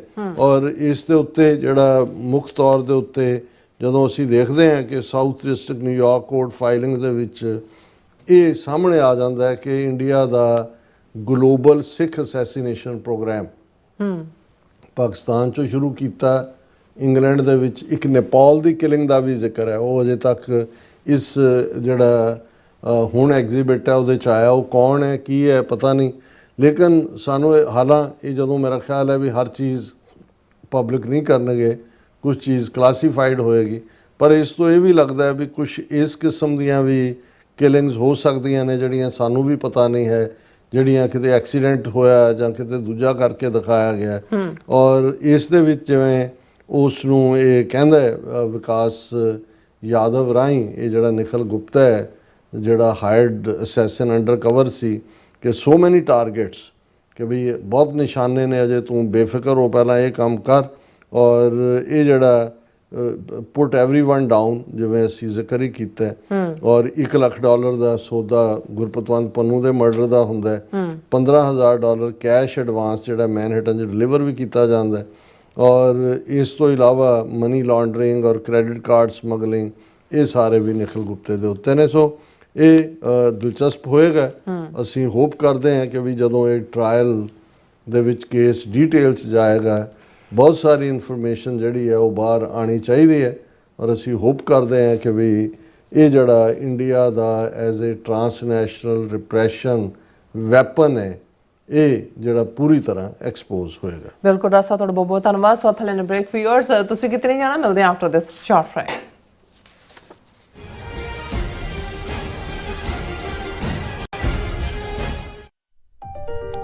FBI ਤੋਂ ਮੈਂ ਹਾਂ ਸੁਖਵੀਰ ਕੌਰ ਤੇ ਹੁਣ ਸੁਣੋ FBI ਵੱਲੋਂ ਜ਼ਰੂਰੀ ਜਾਣਕਾਰੀ। ਸਾਡੇ ਦੇਸ਼ ਅਮਰੀਕਾ ਵਿੱਚ ਬਾਹਰਲੇ ਦੇਸ਼ਾਂ ਦੀਆਂ ਸਰਕਾਰਾਂ ਵੱਲੋਂ ਅੰਤਰਰਾਸ਼ਟਰੀ ਦਬਾਅ ਪਾਇਆ ਜਾ ਰਿਹਾ ਹੈ। ਇਸ ਨੂੰ ਰੋਕਣ ਲਈ FBI ਨੂੰ ਤੁਹਾਡੇ ਸਹਿਯੋਗ ਦੀ ਲੋੜ ਹੈ। ਵਿਦੇਸ਼ੀ ਸਰਕਾਰਾਂ ਜਾਂ ਉਹਨਾਂ ਦੇ ਮੁਲਾਜ਼ਮਾਂ ਜਾਂ ਮੁਖਬਰਾਂ ਵੱਲੋਂ ਅਮਰੀਕਾ ਵਿੱਚ ਵਸਦੇ ਕਿਸੇ ਵੀ ਇਨਸਾਨ ਨਾਲ ਕੀਤੇ ਜਾ ਰਹੇ ਅੰਤਰਰਾਸ਼ਟਰੀ ਦਬਾਅ ਦੀਆਂ ਕੁਝ ਕਿਸਮਾਂ ਇਹ ਨੇ: ਨਿਗਰਾਨੀ ਰੱਖਣੀ, ਪਿੱਛਾ ਕਰਨਾ, ਤੰਗ ਪਰੇਸ਼ਾਨ ਕਰਨਾ, ਅਗਵਾ ਕਰਨ ਦੀ ਕੋਸ਼ਿਸ਼ ਜਾਂ ਉਸ ਤੇ ਸਰੀਰਕ ਹਮਲਾ ਕਰਨਾ ਅਤੇ ਧਮਕੀਆਂ ਤੇ ਡਰਾਵੇ ਰਾਹੀਂ ਜ਼ਬਰਦਸਤੀ ਕਿਸੇ ਭਾਈਚਾਰੇ ਜਾਂ ਵਿਅਕਤੀਆਂ ਬਾਰੇ ਜਾਣਕਾਰੀ ਇਕੱਠੀ ਕਰਨ ਦੀ ਕੋਸ਼ਿਸ਼ ਕਰਨੀ, ਕਿਸੇ ਨੂੰ ਉਸ ਦੇ ਮੂਲ ਦੇਸ਼ ਨੂੰ ਮੁੜਨ ਲਈ ਮਜਬੂਰ ਕਰਨਾ ਜਾਂ ਮੂਲ ਦੇਸ਼ ਵਿੱਚ ਵਸਦੇ ਉਸ ਦੇ ਰਿਸ਼ਤੇਦਾਰਾਂ ਨੂੰ ਡਰਾਉਣਾ ਜਾਂ ਹਿਰਾਸਤ ਵਿੱਚ ਲੈਣਾ, ਕਿਸੇ ਦੇ ਕੰਪਿਊਟਰ ਜਾਂ ਫੋਨ ਨੂੰ ਹੈਕ ਕਰਕੇ ਉਸ ਦੀ ਨਿੱਜਤਾ ਤੇ ਹਮਲਾ ਕਰਨਾ ਜਾਂ ਉਸ ਬਾਰੇ ਇੰਟਰਨੈਟ ਤੇ ਕੂੜ ਪ੍ਰਚਾਰ ਕਰਨਾ, ਕਿਸੇ ਦੀਆਂ ਵਿੱਤੀ ਜਾਇਦਾਦਾਂ ਨੂੰ ਜ਼ਬਤ ਕਰਨਾ। ਜੇ ਤੁਹਾਨੂੰ ਲੱਗਦਾ ਹੈ ਕਿ ਤੁਸੀਂ ਅੰਤਰਰਾਸ਼ਟਰੀ ਦਬਾਅ ਦੇ ਸ਼ਿਕਾਰ ਹੋ ਤਾਂ FBI ਨੂੰ ਹੁਣੇ ਕਾਲ ਕਰੋ 1-800-CALL-FBI ਜਾਂ 1-800-225-5324 ਤੇ ਸੰਪਰਕ ਕਰੋ। ਤੇ ਜੇ ਤੁਹਾਡੇ ਲਈ ਅੰਗਰੇਜ਼ੀ ਵਿੱਚ ਗੱਲ ਕਰਨਾ ਮੁਸ਼ਕਲ ਹੈ ਤਾਂ ਤੁਸੀਂ ਪੰਜਾਬੀ ਵਿੱਚ ਗੱਲ ਕਰਨ ਲਈ ਕਹਿ ਸਕਦੇ ਹੋ ਜਾਂ FBI ਦੀ ਵੈਬਸਾਈਟ tips.fbi.gov ਤੇ ਆਪਣੀ ਸ਼ਿਕਾਇਤ ਦਰਜ ਕਰਾਓ। ਹੋਰ ਜਾਣਕਾਰੀ ਲਈ ਦੇਖੋ fbi.gov/TNR। ਜੇਕਰ ਤੁਸੀਂ ਤੁਰੰਤ ਸਰੀਰਕ ਖਤਰੇ ਵਿੱਚ ਹੋ ਤਾਂ 911 ਤੇ ਕਾਲ ਕਰੋ। FBI ਵੱਲੋਂ ਤੁਹਾਡੀ ਰਿਪੋਰਟ ਕਦੇ ਵੀ ਕਿਸੇ ਵਿਦੇਸ਼ੀ ਸਰਕਾਰ ਨਾਲ ਸਾਂਝੀ ਨਹੀਂ ਕੀਤੀ ਜਾਵੇਗੀ। FBI ਦਾ ਮਨੋਰਥ ਅਮਰੀਕਾ ਵਿੱਚ ਵਸਦੇ ਲੋਕਾਂ ਦੀ ਰੱਖਿਆ ਕਰਨਾ ਅਤੇ ਯੂਨਾਈਟਿਡ ਸਟੇਟਸ ਦੇ ਸੰਵਿਧਾਨ ਨੂੰ ਕਾਇਮ ਰੱਖਣਾ ਹੈ। ਸਮੂਹ ਪੰਥਕ ਜਥੇਬੰਦੀਆਂ ਅਤੇ ਗੁਰਦੁਆਰਾ ਪ੍ਰਬੰਧਕ ਕਮੇਟੀਆਂ ਦੇ ਸਹਿਯੋਗ ਦੇ ਨਾਲ ਭਾਰਤੀ ਵਿਦੇਸ਼ ਮੰਤਰੀ ਐਸ ਜੈ ਸ਼ੰਕਰ ਦੇ ਯੂਐਨ ਆਉਣ ਤੇ ਭਾਰੀ ਵਿਰੋਧ ਪ੍ਰਦਰਸ਼ਨ ਅਤੇ ਮੁਜ਼ਾਹਰਾ। 27 ਸਤੰਬਰ 2025 ਸਵੇਰੇ 11 ਤੋਂ ਦੁਪਹਿਰ 2 ਵਜੇ ਤੱਕ ਜ਼ਰੂਰ ਪਹੁੰਚੋ। ਸਥਾਨ ਨਿਊਯਾਰਕ ਵਿੱਚ ਯੂਨਾਈਟਿਡ ਨੇਸ਼ਨਸ ਦੇ ਸਾਹਮਣੇ 47 ਸਟਰੀਟ 1st ਐਵੇਨਿਊ। ਵਧੇਰੇ ਜਾਣਕਾਰੀ ਲਈ ਸਕਰੀਨ ਤੇ ਦਿੱਤੇ ਨੰਬਰਾਂ ਤੇ ਸੰਪਰਕ ਕਰੋ ਜੀ।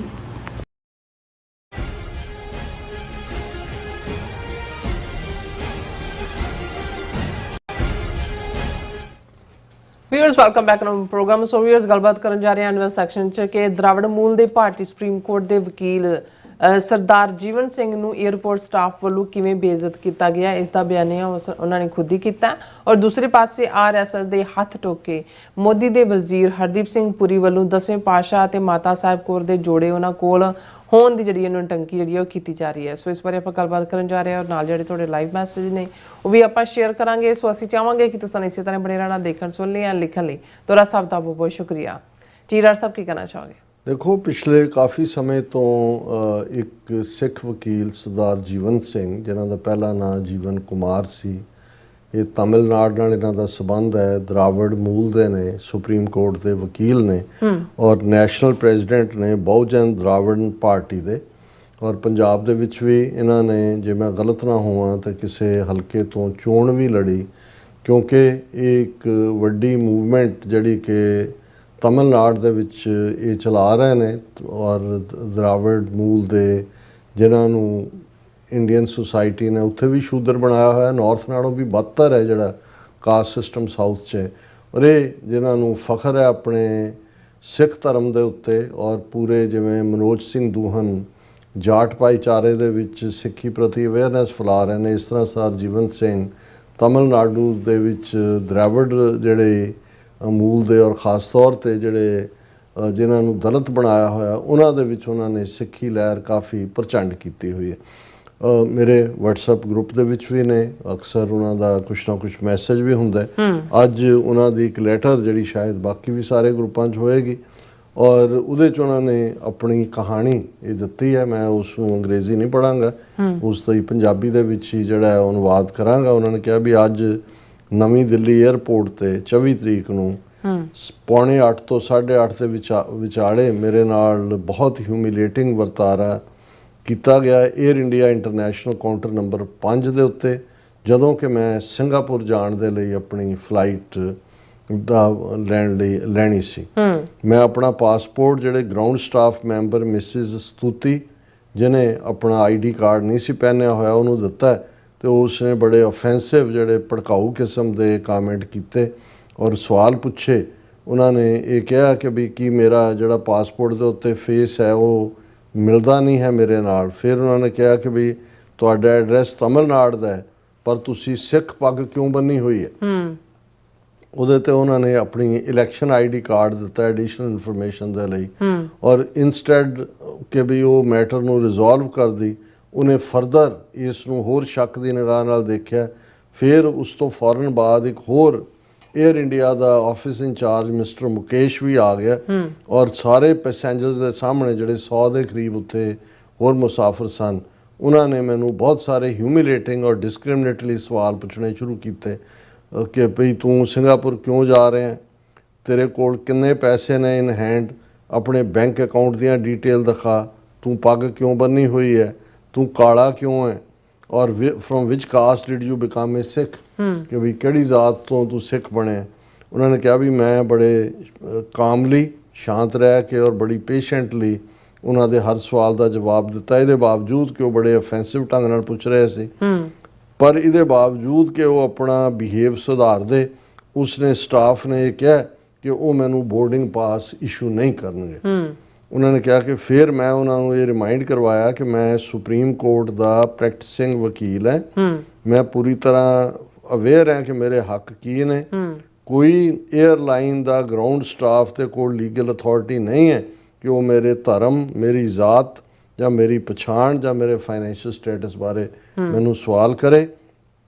ਇਹ ਤੁਹਾਡੇ ਸਾਰੇ ਸਵਾਲ ਬੇਤੁਕੇ ਸੀ, ਪਰ ਇਹ ਡਿਸਕ੍ਰਿਮੀਨੇਟਰੀ ਵਾਇਲੈਂਸ ਵੀ ਹੈ ਮੇਰੀ ਡਿਗਨਿਟੀ ਨੂੰ, ਔਰ ਇੱਕ ਕਲੀਅਰ ਬ੍ਰੀਚ ਹੈ ਜਿਹੜਾ ਫੰਡਾਮੈਂਟਲ ਰਾਈਟ ਆਰਟੀਕਲ 14 ਔਰ 15, 19 ਔਰ 21 ਜਿਹੜਾ ਭਾਰਤੀ ਕਨਸਟੀਟਿਊਸ਼ਨ ਨੇ ਦਿੱਤਾ ਹੈ ਕਿ ਜਦੋਂ ਉਹਨਾਂ ਨੇ ਦੇਖਿਆ ਵੀ ਇਹ ਤਾਂ ਵਕੀਲ ਇਹ ਤਾਂ ਘੜੀਸੇਗਾ ਦੂਜਾ, only after I strongly asserted my rights and condemned their conduct did they reluctantly issue me the boarding pass. ਉਹਨਾਂ ਨੇ ਲੋ ਜੀ ਲੋ, ਪਰ ਉਹਨਾਂ ਨੇ ਕਿਹਾ ਵੀ ਉਦੋਂ ਤੱਕ ਮੇਰਾ ਜਿਹੜਾ ਡਿਗਨਿਟੀ ਹੈ ਉਸ ਨੂੰ ਮੇਰੇ ਸਵੈਮਾਨ ਨੂੰ ਉਹਨਾਂ ਨੇ ਹਰਟ ਕੀਤਾ ਸੀ।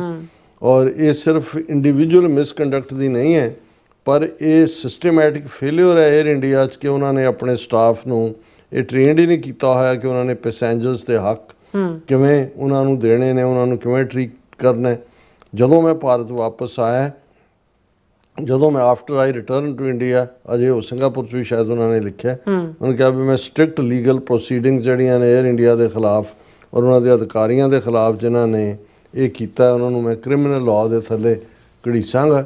ਔਰ ਇਹ ਜਿਹੜੀ ਡਿਸਕ੍ਰਿਮੀਨੇਸ਼ਨ ਹੈ ਇਹ ਬੇਸਡ ਔਨ ਰਿਲੀਜਨ ਹੈ, ਕਾਸਟ ਹੈ ਔਰ ਅਪੀਅਰੈਂਸ ਤੋਂ ਹੈ, ਵਾਇਲੇਸ਼ਨ ਹੈ ਕਨਸਟੀਟਿਊਸ਼ਨਲ ਰਾਈਟ ਦੀ।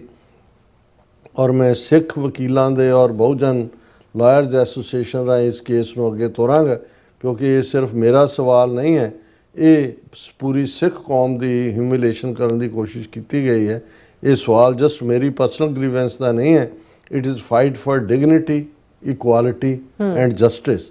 ਔਰ ਇਹ ਜਿਹੜਾ ਉਹਨਾਂ ਨੇ ਕਿਹਾ ਕਿ ਵੀ each and every instincts of the following event has been recorded in the concerned CCTV camera footage of the airport authority. ਨੂੰ ਵਕੀਲ ਹੈ ਨਾ, ਉਹਨੂੰ ਪਤਾ ਹੈ ਵੀ CCTV ਔਰ ਦੂਸਰਾ, ਔਰ ਉਹਦੇ 'ਚ ਉਹਨਾਂ ਨੇ ਇਹ ਕੀਤਾ। ਹੁਣ ਇਹ ਇਸ ਤੋਂ ਤੁਸੀਂ ਅੰਦਾਜ਼ਾ ਲਾਓ ਕਿ ਵੀ ਕਿਸ ਲੈਵਲ ਦੇ ਉੱਤੇ ਕੋਈ ਘਟਨਾ ਨਹੀਂ। ਅਸੀਂ ਕਿੰਨੇ ਰਾਜਸਥਾਨ ਜੁਡੀਸ਼ਰੀ ਐਗਜ਼ਾਮ 'ਚ ਸਿੱਖ ਕੈਂਡੀਡੇਟਸ ਦੇ ਕਕਾਰ ਲਵਾਏ, ਕੜੇ ਵੀ ਲਵਾਏ, ਕਿਰਪਾਨ ਵੀ। ਈਵਨ ਦਿੱਲੀ ਮੈਟਰੋ ਦੇ ਵਿੱਚ ਟਰੈਵਲ ਕਰਨ ਲਈ ਜਿਹੜਾ ਹਰਿਆਣੇ ਦਾ ਕਿਸਾਨ ਲੀਡਰ ਬਲਦੇਵ ਸਿੰਘ ਸਿਰਸਾ, ਉਹਨੂੰ ਚੜ੍ਹ ਨਹੀਂ ਦਿੱਤਾ, ਉਹਨਾਂ ਦੇ ਨਾਲ ਦੇ ਵੱਡੀ ਕਿਰਪਾਨ ਪਾ ਕੇ ਵੀ ਚੜ੍ਹ ਨਹੀਂ ਸਕਦੇ। ਕਿੰਨੀਆਂ ਥਾਵਾਂ ਦੇ ਉੱਤੇ, ਔਰ ਇਕੱਲੀ ਹਿਊਮਿਲੇਸ਼ਨ ਇੱਕ ਲੈਵਲ ਦੇ ਉੱਤੇ ਨਹੀਂ ਹੈ। ਹਾਲਾਂਕਿ ਇਹ ਸੁਪਰੀਮ ਕੋਰਟ ਦੇ ਵਕੀਲ ਨੇ, ਜੁਡੀਸ਼ਰੀ ਦੇ ਉੱਤੇ ਇਹਨਾਂ ਦਾ ਯਕੀਨ ਹੈ ਕਿ ਭਾਈ ਉੱਥੋਂ ਮਿਲੇਗਾ। ਹੁਣ ਅੱਜ ਜਦੋਂ ਅਸੀਂ ਦੇਖਦੇ ਹਾਂ ਕਿ ਸੁਪਰੀਮ ਕੋਰਟ ਦਾ ਇੱਕ ਭੱਦਾ ਆਰਡਰ 29 ਸਾਲ ਤੋਂ ਭਾਈ ਬਲਵੰਤ ਸਿੰਘ ਰਾਜੋਆਣਾ ਜਿਹੜੇ ਨੇ ਉਹ ਜੇਲ੍ਹ ਦੇ ਵਿੱਚ ਤਾੜੇ ਹੋਏ ਨੇ। ਹਾਲਾਂਕਿ ਇਹਦੇ ਬਾਵਜੂਦ ਕਿ ਭਾਈ ਉਹ ਕਿ ਪਟੀਸ਼ਨ ਪ੍ਰੈਜ਼ੀਡੈਂਟ ਕੋਲ ਗਈ, ਸੁਪਰੀਮ ਕੋਰਟ ਦੇ ਆਰਡਰ ਨੇ ਕਿ ਇੰਨੇ ਸਾਲਾਂ ਤੋਂ ਜ਼ਿਆਦਾ ਤੁਸੀਂ ਇੱਕੋ ਵੇਲੇ ਕਿਸੇ ਨੂੰ ਉਮਰ ਕੈਦ ਦੀ ਵੀ ਔਰ ਦੂਸਰੇ ਵੀ ਸਜ਼ਾ ਨਹੀਂ ਦੇ ਸਕਦੇ। ਪਰ ਅੱਜ ਜਦੋਂ ਇਹ ਕੇਸ ਸੁਪਰੀਮ ਕੋਰਟ ਦੇ ਸਾਹਮਣੇ ਦੁਬਾਰਾ ਜਾਂਦਾ ਹੈ ਤੇ ਸੁਪਰੀਮ ਕੋਰਟ ਕਹਿੰਦਾ if offence grave why Rajoana not hang till now. ਦੇਖੋ ਸੁਪਰੀਮ ਕੋਰਟ ਕਹਿੰਦਾ ਹੈ ਉਹਨੂੰ ਕਿ ਇੰਨਾ ਤੁਸੀਂ ਕਹਿੰਦੇ ਹੋ, ਸਰਕਾਰ ਕਹਿੰਦੀ ਹੈ ਕਿ ਬਹੁਤ ਗ੍ਰੇਵ ਆਫੈਂਸ ਕੀਤਾ ਹੈ, ਬੁੱਚੜ ਬੇਅੰਤ ਨੂੰ ਮਾਰਿਆ, ਉਹਨੂੰ ਹੁਣ ਤੱਕ ਰੱਖਿਆ ਕਿਉਂ ਹੋਇਆ, ਹੈਂਗ ਕਿਉਂ ਨਹੀਂ ਕਰਦੇ, ਫਾਂਸੀ ਕਿਉਂ ਨਹੀਂ ਚਾੜਦੇ। ਲੇਕਿਨ ਦੂਸਰੇ ਪਾਸੇ ਅਸੀਂ ਇਹ ਵੀ ਦੇਖਦੇ ਹਾਂ ਕਿ ਭਾਈ ਕਿਉਂਕਿ ਧਾਰਮਿਕ ਤੌਰ ਦੇ ਉੱਤੇ ਜੋ ਕੁਛ BJP ਨੇ ਸਿੱਖਾਂ ਦੇ ਨਾਲ, Hazur Sahib committee, Patna Sahib committee, Delhi committee, Haryana committee ਇਹਨਾਂ ਦੇ ਕੋਲ ਹੈ। ਪੰਜਾਬ ਨੂੰ ਇਹਨਾਂ ਨੇ ਕਿਵੇਂ ਹੜ੍ਹਾਂ ਦੇ ਵਿੱਚ ਡੋਬਿਆ, ਕਿਵੇਂ ਰੈਗੂਲਰ ਜਿਹੜੀ ਹੈ ਉਹ ਇਨਸਲਟ ਹਰ ਲੈਵਲ ਦੇ ਉੱਤੇ BJP। ਪਰ ਦੂਸਰੇ ਪਾਸੇ ਉਹਨਾਂ ਨੂੰ ਇਹ ਲੱਗਦਾ ਹੈ ਕਿ ਬਈ ਸਿੱਖਾਂ ਦੇ ਵਿੱਚ ਜਿਹੜਾ ਇੱਕ ਤਬਕਾ ਉਹਨਾਂ ਨੇ ਉਹ ਰੈਂਟਾ ਸਿੱਖਾਂ ਦਾ ਖੜਾ ਕੀਤਾ ਹੈ, ਮਨਜਿੰਦਰ ਸਿਰਸਾ, ਤਰਲੋਚਨ ਸਿੰਘ, ਹਰਦੀਪ ਪੁਰੀ ਜਿਹੜਾ ਇੱਥੇ UN ਦੇ ਵਿੱਚ ਪਰਮਾਨੈਂਟ ਰਿਪਰੈਜ਼ੈਂਟੇਟਿਵ ਸੀ ਇੰਡੀਆ ਦਾ, ਔਰ ਰਿਟਾਇਰ ਹੋਣ ਦੇ 6 ਮਹੀਨੇ ਦੇ ਵਿੱਚ ਜਾ ਕੇ ਇਹਨੇ BJP ਜੁਆਇਨ ਕੀਤੀ। ਇਹਦੀ ਘਰ ਵਾਲੀ ਹਿੰਦਵਾਣੀ ਹੈ ਔਰ ਇਹਨੂੰ ਉੱਥੇ ਸਪੈਸ਼ਲੀ ਜਿਹੜਾ ਮਿਨਿਸਟਰ ਬਣਾਇਆ ਹਾਊਸਿੰਗ ਦਾ, ਦੂਜੇ ਚੋਣ ਵੀ ਹਾਰ ਗਿਆ ਅੰਮ੍ਰਿਤਸਰ ਤੋਂ ਪਾਰਲੀਮੈਂਟ ਦੀ, ਫਿਰ ਰਾਜ ਸਭਾ ਰਾਹੀਂ ਉਹਨੂੰ ਬਣਾਇਆ। ਹੁਣ ਜਿਹੜਾ ਇੱਕ ਡਰਾਮਾ 2 ਦਿਨ ਪਹਿਲਾਂ ਹੋਇਆ, ਔਰ ਜਦੋਂ ਅਸੀਂ ਟਰੈਵਲ ਕਰਕੇ ਇੰਡੀਆਨਾ ਤੋਂ ਵਾਪਸ ਆਏ ਤਾਂ 2-3 ਨੇ ਮੈਨੂੰ ਕਿਹਾ ਕਿ ਜੀ ਉਹ ਜਪਜੀ ਸਾਹਿਬ ਦਾ ਪਾਠ ਪੜ੍ਹਦੀ ਸੀ ਇੱਕ ਬੀਬੀ, ਉਹ ਕੀ ਹਰਸ਼ਦੀਪ ਕੇ ਕੌਣ ਹੈ, ਸੂਫੀਆਨਾ ਵਾਲੀ, ਤੇ ਪੱਗਾਂ ਵਾਲੇ 10 ਵੀ ਖੜੇ ਨੇ, ਤੇ ਹਰਦੀਪ ਪੁਰੀ ਤੇ ਉਹ ਸਿਰ ਢੱਕ ਕੇ ਬੈਠਾ ਹੈ ਮੋਦੀ। ਔਰ ਉਹ ਜਿਹੜਾ ਨੇ ਕਿ ਜੀ ਉਹਨੇ ਹਰਦੀਪ ਪੁਰੀ ਨੇ ਕਿਹਾ ਕਿ ਜੀ ਸਾਡੇ ਫੈਮਿਲੀ ਦੇ ਵਿੱਚ 10ਵੇਂ ਪਾਤਸ਼ਾਹ ਗੁਰੂ ਗੋਬਿੰਦ ਸਿੰਘ ਸਾਹਿਬ ਤੇ ਖਾਲਸੇ ਦੀ ਮਾਤਾ ਸਾਹਿਬ ਕੌਰ, ਉਹਨਾਂ ਦੇ ਜੋੜੇ ਨੇ ਜਿਹੜੇ ਬੜੇ ਸੰਭਾਲ ਕੇ ਰੱਖੇ। ਔਰ ਮੇਰੇ ਵੱਡੇ ਭਰਾ ਦੀ ਡੈਥ ਹੋਈ ਔਰ ਉਹਦੀ ਵਾਈਫ ਹੁਣ ਚਾਹੁੰਦੀ ਹੈ ਕਿ ਇਹਨਾਂ ਨੂੰ ਕਿਸੇ ਸੂਟੇਬਲ ਥਾਂ ਜਿਹੜੀ ਆ ਉਹਨਾਂ ਦੇ ਲਈ ਲੱਭੀ ਜਾਏ ਜਿੱਥੇ ਉਹਨਾਂ ਨੂੰ ਜਿਹੜਾ ਉਹ ਸੁਸ਼ੋਭਿਤ ਕੀਤਾ ਜਾਏ। ਔਰ ਉਸ ਤੋਂ ਅਗਲੇ ਦਿਨ ਫਿਰ ਤਰਲੋਚਨ ਸਿੰਘ ਜਿਹੜਾ ਇੱਕ ਹੋਰ ਦਲਾਲ, ਵੈਸੇ ਦਲਾਲ ਨਾਲੋਂ ਅਖੀਰਲਾ ਲੱਲਾ ਲਾ ਲਓ ਤਾਂ ਠੀਕ ਲਫ਼ਜ਼ ਬਣਦਾ ਇਹਨਾਂ ਦੇ ਲਈ, ਉਹਨੇ ਕਿਹਾ ਕਿ ਜੀ ਉਹ ਹੋਏ ਤਾਂ ਬਹੁਤ ਕੀਮਤੀ ਜਿਹੜੀ ਚੀਜ਼ ਵਸਤੂ ਹੈ, ਇਹ ਤਾਂ ਪਟਨਾ ਸਾਹਿਬ 'ਚ ਸੁਸ਼ੋਭਿਤ ਹੋਣੀ ਚਾਹੀਦੀ। ਹੁਣ ਤੁਸੀਂ ਇਹ ਦੇਖੋ ਵੀ ਪਹਿਲਾਂ ਤਾਂ ਦੇਖਣ ਵਾਲੀ ਗੱਲ ਇਹ ਹੈ, ਮੈਂ ਜਦੋਂ ਅੱਜ ਦੀ ਆਵਾਜ਼ ਪ੍ਰੋਗਰਾਮ 'ਚ ਵੀ ਇੰਟਰਵਿਊ 'ਚ ਕਿਹਾ ਕਿ 10ਵੇਂ ਪਾਤਸ਼ਾਹ ਦੇ ਨਾਲ ਸੰਬੰਧਿਤ ਜਿਹੜਾ ਇਤਿਹਾਸ ਜਿੰਨਾ ਕੁ ਅਸੀਂ ਜਾਣਦੇ ਹਾਂ, ਇਹ 78 ਸਾਲ 80 ਸਾਲ ਇਹ ਟੱਬਰ ਕਿੱਥੇ ਸੁੱਤਾ ਹੋਇਆ ਸੀ ਕਿ ਵੀ ਐਸਾ ਇਹਨਾਂ ਪੁਰੀਆਂ ਨੇ ਕਿਹੜਾ ਮਾਰਕਾ ਮਾਰਿਆ ਹੋਇਆ ਕਿ 10ਵੇਂ ਪਾਤਸ਼ਾਹ ਨੇ ਇਹਨਾਂ ਨੂੰ ਕੋਈ ਜਿਹੜਾ ਉਹ ਜੁੱਤੀਆਂ ਤੇ ਆਪਣੇ ਗੁਰੂ ਕੇ ਮਹਿਲ ਦੀਆਂ ਜੁੱਤੀਆਂ ਵੀ ਇਹਨਾਂ ਨੂੰ ਭੇਟ ਕਰਤੀਆਂ। ਪਹਿਲੀ ਗੱਲ ਤਾਂ ਇਹੀ ਕੋਈ ਇਸ ਕਿਸਮ ਦਾ ਪਾਰਟ ਨਹੀਂ ਹੈ। ਫਿਰ ਜੇ ਮੰਨ ਲਓ ਇਹ ਆਏ ਤਾਂ ਪਾਕਿਸਤਾਨ ਤੋਂ, ਹੁਣ ਇਹਨੇ ਲਹਿੰਦੇ ਪੰਜਾਬ ਤੋਂ, ਵੀ 78-79 ਸਾਲ ਇਹਨਾਂ ਨੇ ਘਰ ਦੇ ਟੈਚੀ ਦੇ ਵਿੱਚ ਜੁੱਤੀਆਂ ਰੱਖੀਆਂ ਹੋਈਆਂ ਸੀ, ਕਿੱਥੇ ਸੁਸ਼ੋਭਿਤ ਕੀਤੀਆਂ ਸੀ। ਜੇ ਇੰਨੀ ਵੱਡੀ ਗਿਫਟ ਇਹਨਾਂ ਦੇ ਕੋਲ ਸੀ ਤੇ ਇਹ ਪੰਥ ਨੂੰ ਪਤਾ ਹੁੰਦਾ, ਜਾਂ ਇਹ ਹੁਣ ਇੱਕ ਨਵੀਂ ਨਟੰਕੀ ਇਸ ਮੌਕੇ ਦੇ ਉੱਤੇ ਕਰਨ ਦੀ ਕੀ ਲੋੜ ਹੈ? ਕਿਉਂਕਿ ਔਰ ਇਹ ਫਿਰ ਉਹਨੇ ਕਿਹਾ ਜੀ ਅਸੀਂ ਪੁਰਾਤਤਵ ਵਿਭਾਗ ਤੋਂ ਤੇ ਦੂਸਰਿਆਂ ਤੋਂ ਇਹ ਟੈਸਟ ਕਰਾ ਲਿਆ ਵੀ ਇਹ ਜਿਹੜੇ ਨੇ ਇਹ 300 ਸਾਲ ਪੁਰਾਣੇ ਨੇ। ਗੁਰੂ ਸਾਹਿਬ ਦੇ ਪੈਰ ਦਾ ਸਾਈਜ਼ 11 ਨੰਬਰ ਹੈ, ਮਾਤਾ ਸਾਹਿਬ ਕੌਰ ਦਾ 9 ਨੰਬਰ ਹੈ। ਤੁਸੀਂ ਇਹਨਾਂ ਦਾ ਫਰਾਡ, ਇਹਨਾਂ ਦੀ ਨੌਟੰਕੀ ਕਿਤੇ ਵੀ, ਔਰ ਇਹ ਸਿਰਫ ਤੇ ਸਿਰਫ ਇਹ ਸਿੱਖਾਂ ਦੇ ਧਾਰਮਿਕ ਜਜ਼ਬਾਤਾਂ ਦੇ ਨਾਲ ਇਹ ਖੇਡ ਰਹੇ ਨੇ ਹਰ ਥਾਂ ਤੇ। ਜਿਹੜੇ ਸਾਡੀਆਂ ਇਤਿਹਾਸਕ ਥਾਵਾਂ ਨੇ, ਵੀ ਤੁਸੀਂ ਜਿਹੜਾ ਗਿਆਨ ਗੋਦੜੀ ਗੁਰਦੁਆਰਾ ਸਾਹਿਬ ਹੈ, ਜਿੱਥੇ ਗੁਰੂ ਨਾਨਕ ਪਾਤਸ਼ਾਹ ਨੇ ਬਾਹਮਣਾਂ ਨੂੰ ਕਿਹਾ ਸੀ ਕਿ ਭਾਈ ਇਹ ਤੁਹਾਡਾ ਪਾਣੀ ਕਿਵੇਂ ਸੂਰਜ ਨੂੰ ਪਹੁੰਚੇਗਾ, ਉੱਥੇ ਤਾਂ ਸਕਾਊਟ ਦਫ਼ਤਰ ਬਣਾਇਆ ਹੋਇਆ ਗੁਰਦੁਆਰਾ ਢਾਹ ਕੇ। ਮੰਗੂ ਮੱਠ ਜਗਨਨਾਥਪੁਰੀ, ਜਿੱਥੇ ਗੁਰੂ ਸਾਹਿਬ ਨੇ ਕਿਹਾ ਵੀ ਆ ਦੀਵੇ ਦੂਵੇ ਬਾਲ ਕੇ ਤੁਹਾਡੀਆਂ ਆਰਤੀਆਂ ਦਾ ਕੋਈ ਨਹੀਂ ਹੈ, ਗਗਨ ਮੈਂ ਥਾਲ ਰਵ ਚੰਦ ਦੀਪਕ ਬਨੇ ਤਾਰਕਾ ਮੰਡਲ ਜਨਕ ਮੋਤੀ, ਉਸ ਵਾਹਿਗੁਰੂ ਦੀ ਆਰਤੀ ਸਦਾ ਹੋ ਰਹੀ ਹੈ, ਉਸ ਨੂੰ ਤੁਸੀਂ ਢਾਹ ਕੇ ਉੱਥੇ ਜਿਹੜਾ ਸਰਾਵਾਂ ਬਣਾ ਦਿੱਤੀਆਂ ਨੇ। ਗੁਰਦੁਆਰਾ ਡਾਂਗ ਮਾਰ ਦੇ ਉੱਤੇ ਤੁਸੀਂ ਕਬਜ਼ਾ ਕੀਤਾ ਹੋਇਆ ਹੈ। ਜਿਹੜਾ ਕਸ਼ਮੀਰ 'ਚ ਮਠਨ ਦੇ ਵਿੱਚ ਗੁਰਦੁਆਰਾ ਹੈ, ਉਹਨੂੰ ਤੁਸੀਂ ਮੰਦਿਰ ਸਾਬਤ ਕਰਨ ਤੇ ਲੱਗੇ ਹੋਏ ਹੋ। ਤੇ ਤੁਹਾਨੂੰ ਇਹ ਜੋੜੇ ਨਜ਼ਰ ਆ ਰਹੇ ਨੇ ਜਿਹੜੇ ਕਿ ਪੁਰੀਆਂ ਨੂੰ 78 ਸਾਲ ਬਾਅਦ ਆਈ ਯਾਦ ਕਿ ਜੀ ਇਹ ਤਾਂ ਹੁਣ ਇਹਨਾਂ ਦੀ ਕੋਈ ਸਾਂਭ ਸੰਭਾਲ ਲਈ ਥਾਂ ਚਾਹੀਦੀ ਹੈ, ਤੇ ਅੱਗੋਂ ਇੱਕ ਦਲਾਲ ਦਾ ਮੂਸੇ ਦਾ ਗਵਾਹ ਡੱਡੂ ਉਹ ਅਗਲੀਆਂ ਗੱਲਾਂ ਕਰ ਰਿਹਾ, ਔਰ ਅਦਰਵਾਈਜ਼ ਕੀ ਚੱਲ ਰਿਹਾ। ਸੋ ਇਹ ਕਿਉਂਕਿ ਸਾਡਾ ਇੱਕ ਤਬਕਾ, ਇਹ ਠੀਕ ਹੈ ਅਸੀਂ ਗੁਰੂ ਸਾਹਿਬ ਨਾਲ ਸੰਬੰਧ, ਜਿੱਥੇ ਜਾਏ ਵਹਿ ਮੇਰਾ ਸਤਿਗੁਰੂ ਸੋ ਥਾਨ ਸੁਹਾਵਾ, ਅਸੀਂ ਇਤਿਹਾਸ ਸਾਂਭਦੇ ਹਾਂ। ਅਸੀਂ ਗੁਰੂ ਸਾਹਿਬ ਦੇ ਨਾਲ ਜੁੜੀ ਹੋਈ ਕੋਈ ਵੀ ਚੀਜ਼ ਜਿਹੜੀ ਹੈ ਉਸ ਨੂੰ ਬੜੀ ਮੁਬਾਰਕ ਮੰਨ ਕੇ ਉਸ ਦਾ ਜਿਹੜਾ ਅਦਬ ਅਦਾਬ ਕਰਦੇ, ਪਰ ਇੰਨਾ ਵੀ ਨਾ ਹੋਈ ਆ। ਪਿਛਲੇ ਦਿਨਾਂ 'ਚ ਸਾਡੇ ਮਿੱਤਰ ਨੇ ਸ਼ੇਖ ਸਾਹਿਬ ਲਾਹੌਰ ਤੋਂ, ਪੰਜਾਬ ਹਰਿਆਣਾ ਹਾਈ ਕੋਰਟ ਦੇ ਵਕੀਲ ਵੀ ਨੇ, ਉਹਨਾਂ ਨੇ ਮੈਨੂੰ ਇੱਕ ਕਲਿੱਪ ਭੇਜੀ। ਉਹ ਪਾਕਿਸਤਾਨ ਦੇ ਵਿੱਚ ਵੀ ਇੱਕ ਸਾਈਂ ਮੀਆਂ ਮੀਰ ਦੀ ਕਬਰ ਦੇ ਉੱਤੇ ਬੈਠਾ ਕਾਦਰੀ, ਸਾਈਂ ਕਾਦਰੀ ਕੇ ਕੀ, ਉਹ ਵੀ ਫਰਾਡੀ ਹੈ।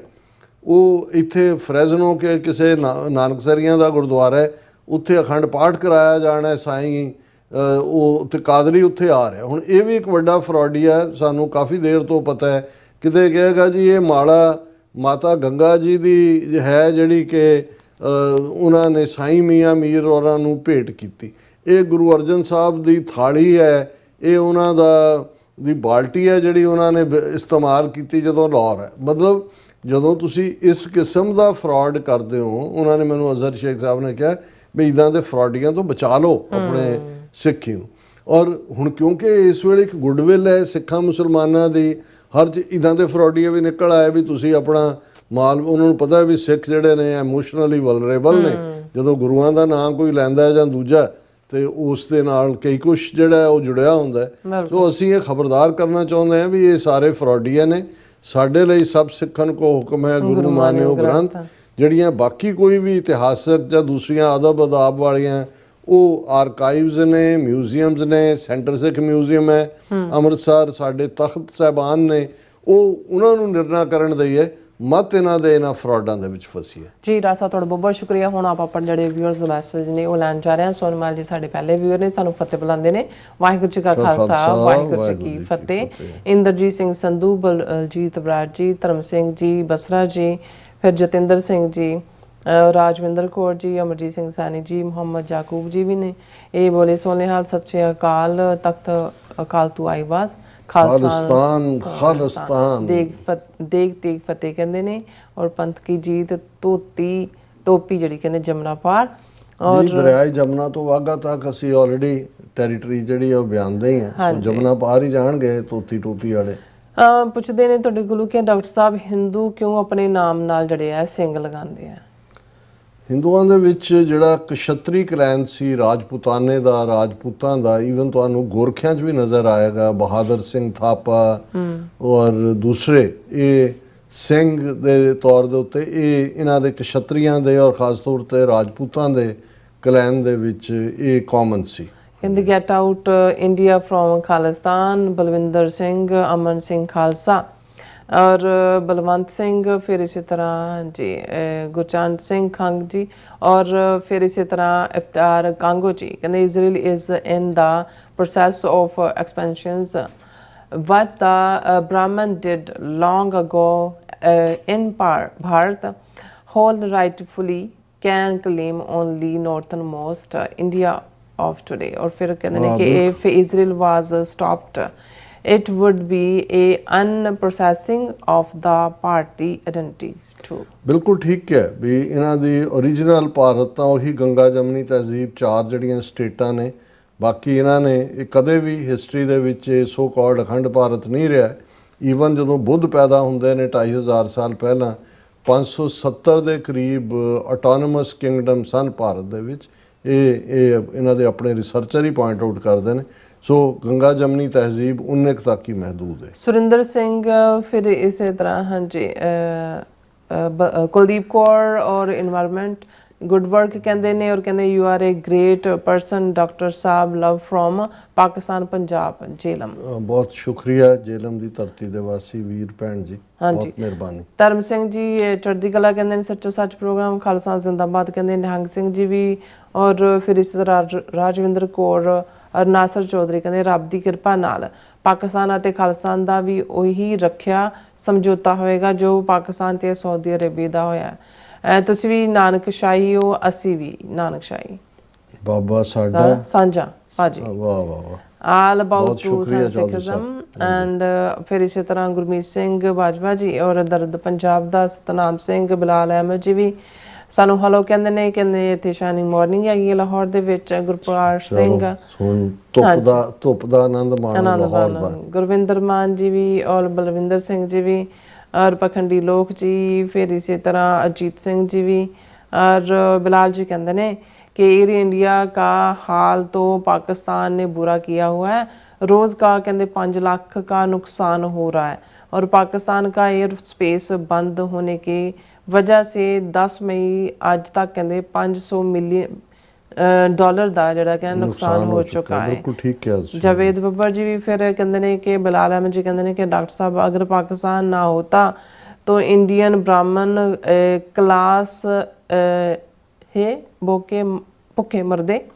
और फिर कहते पाकिस्तान ने टीरा वैली पर हमला नहीं किया और दोस्त गोदवान ने ब्रॉड फैक्ली ब्लास्ट में हुआ, पता नहीं की कहना चाहते हैं, सॉरी फॉर दैट।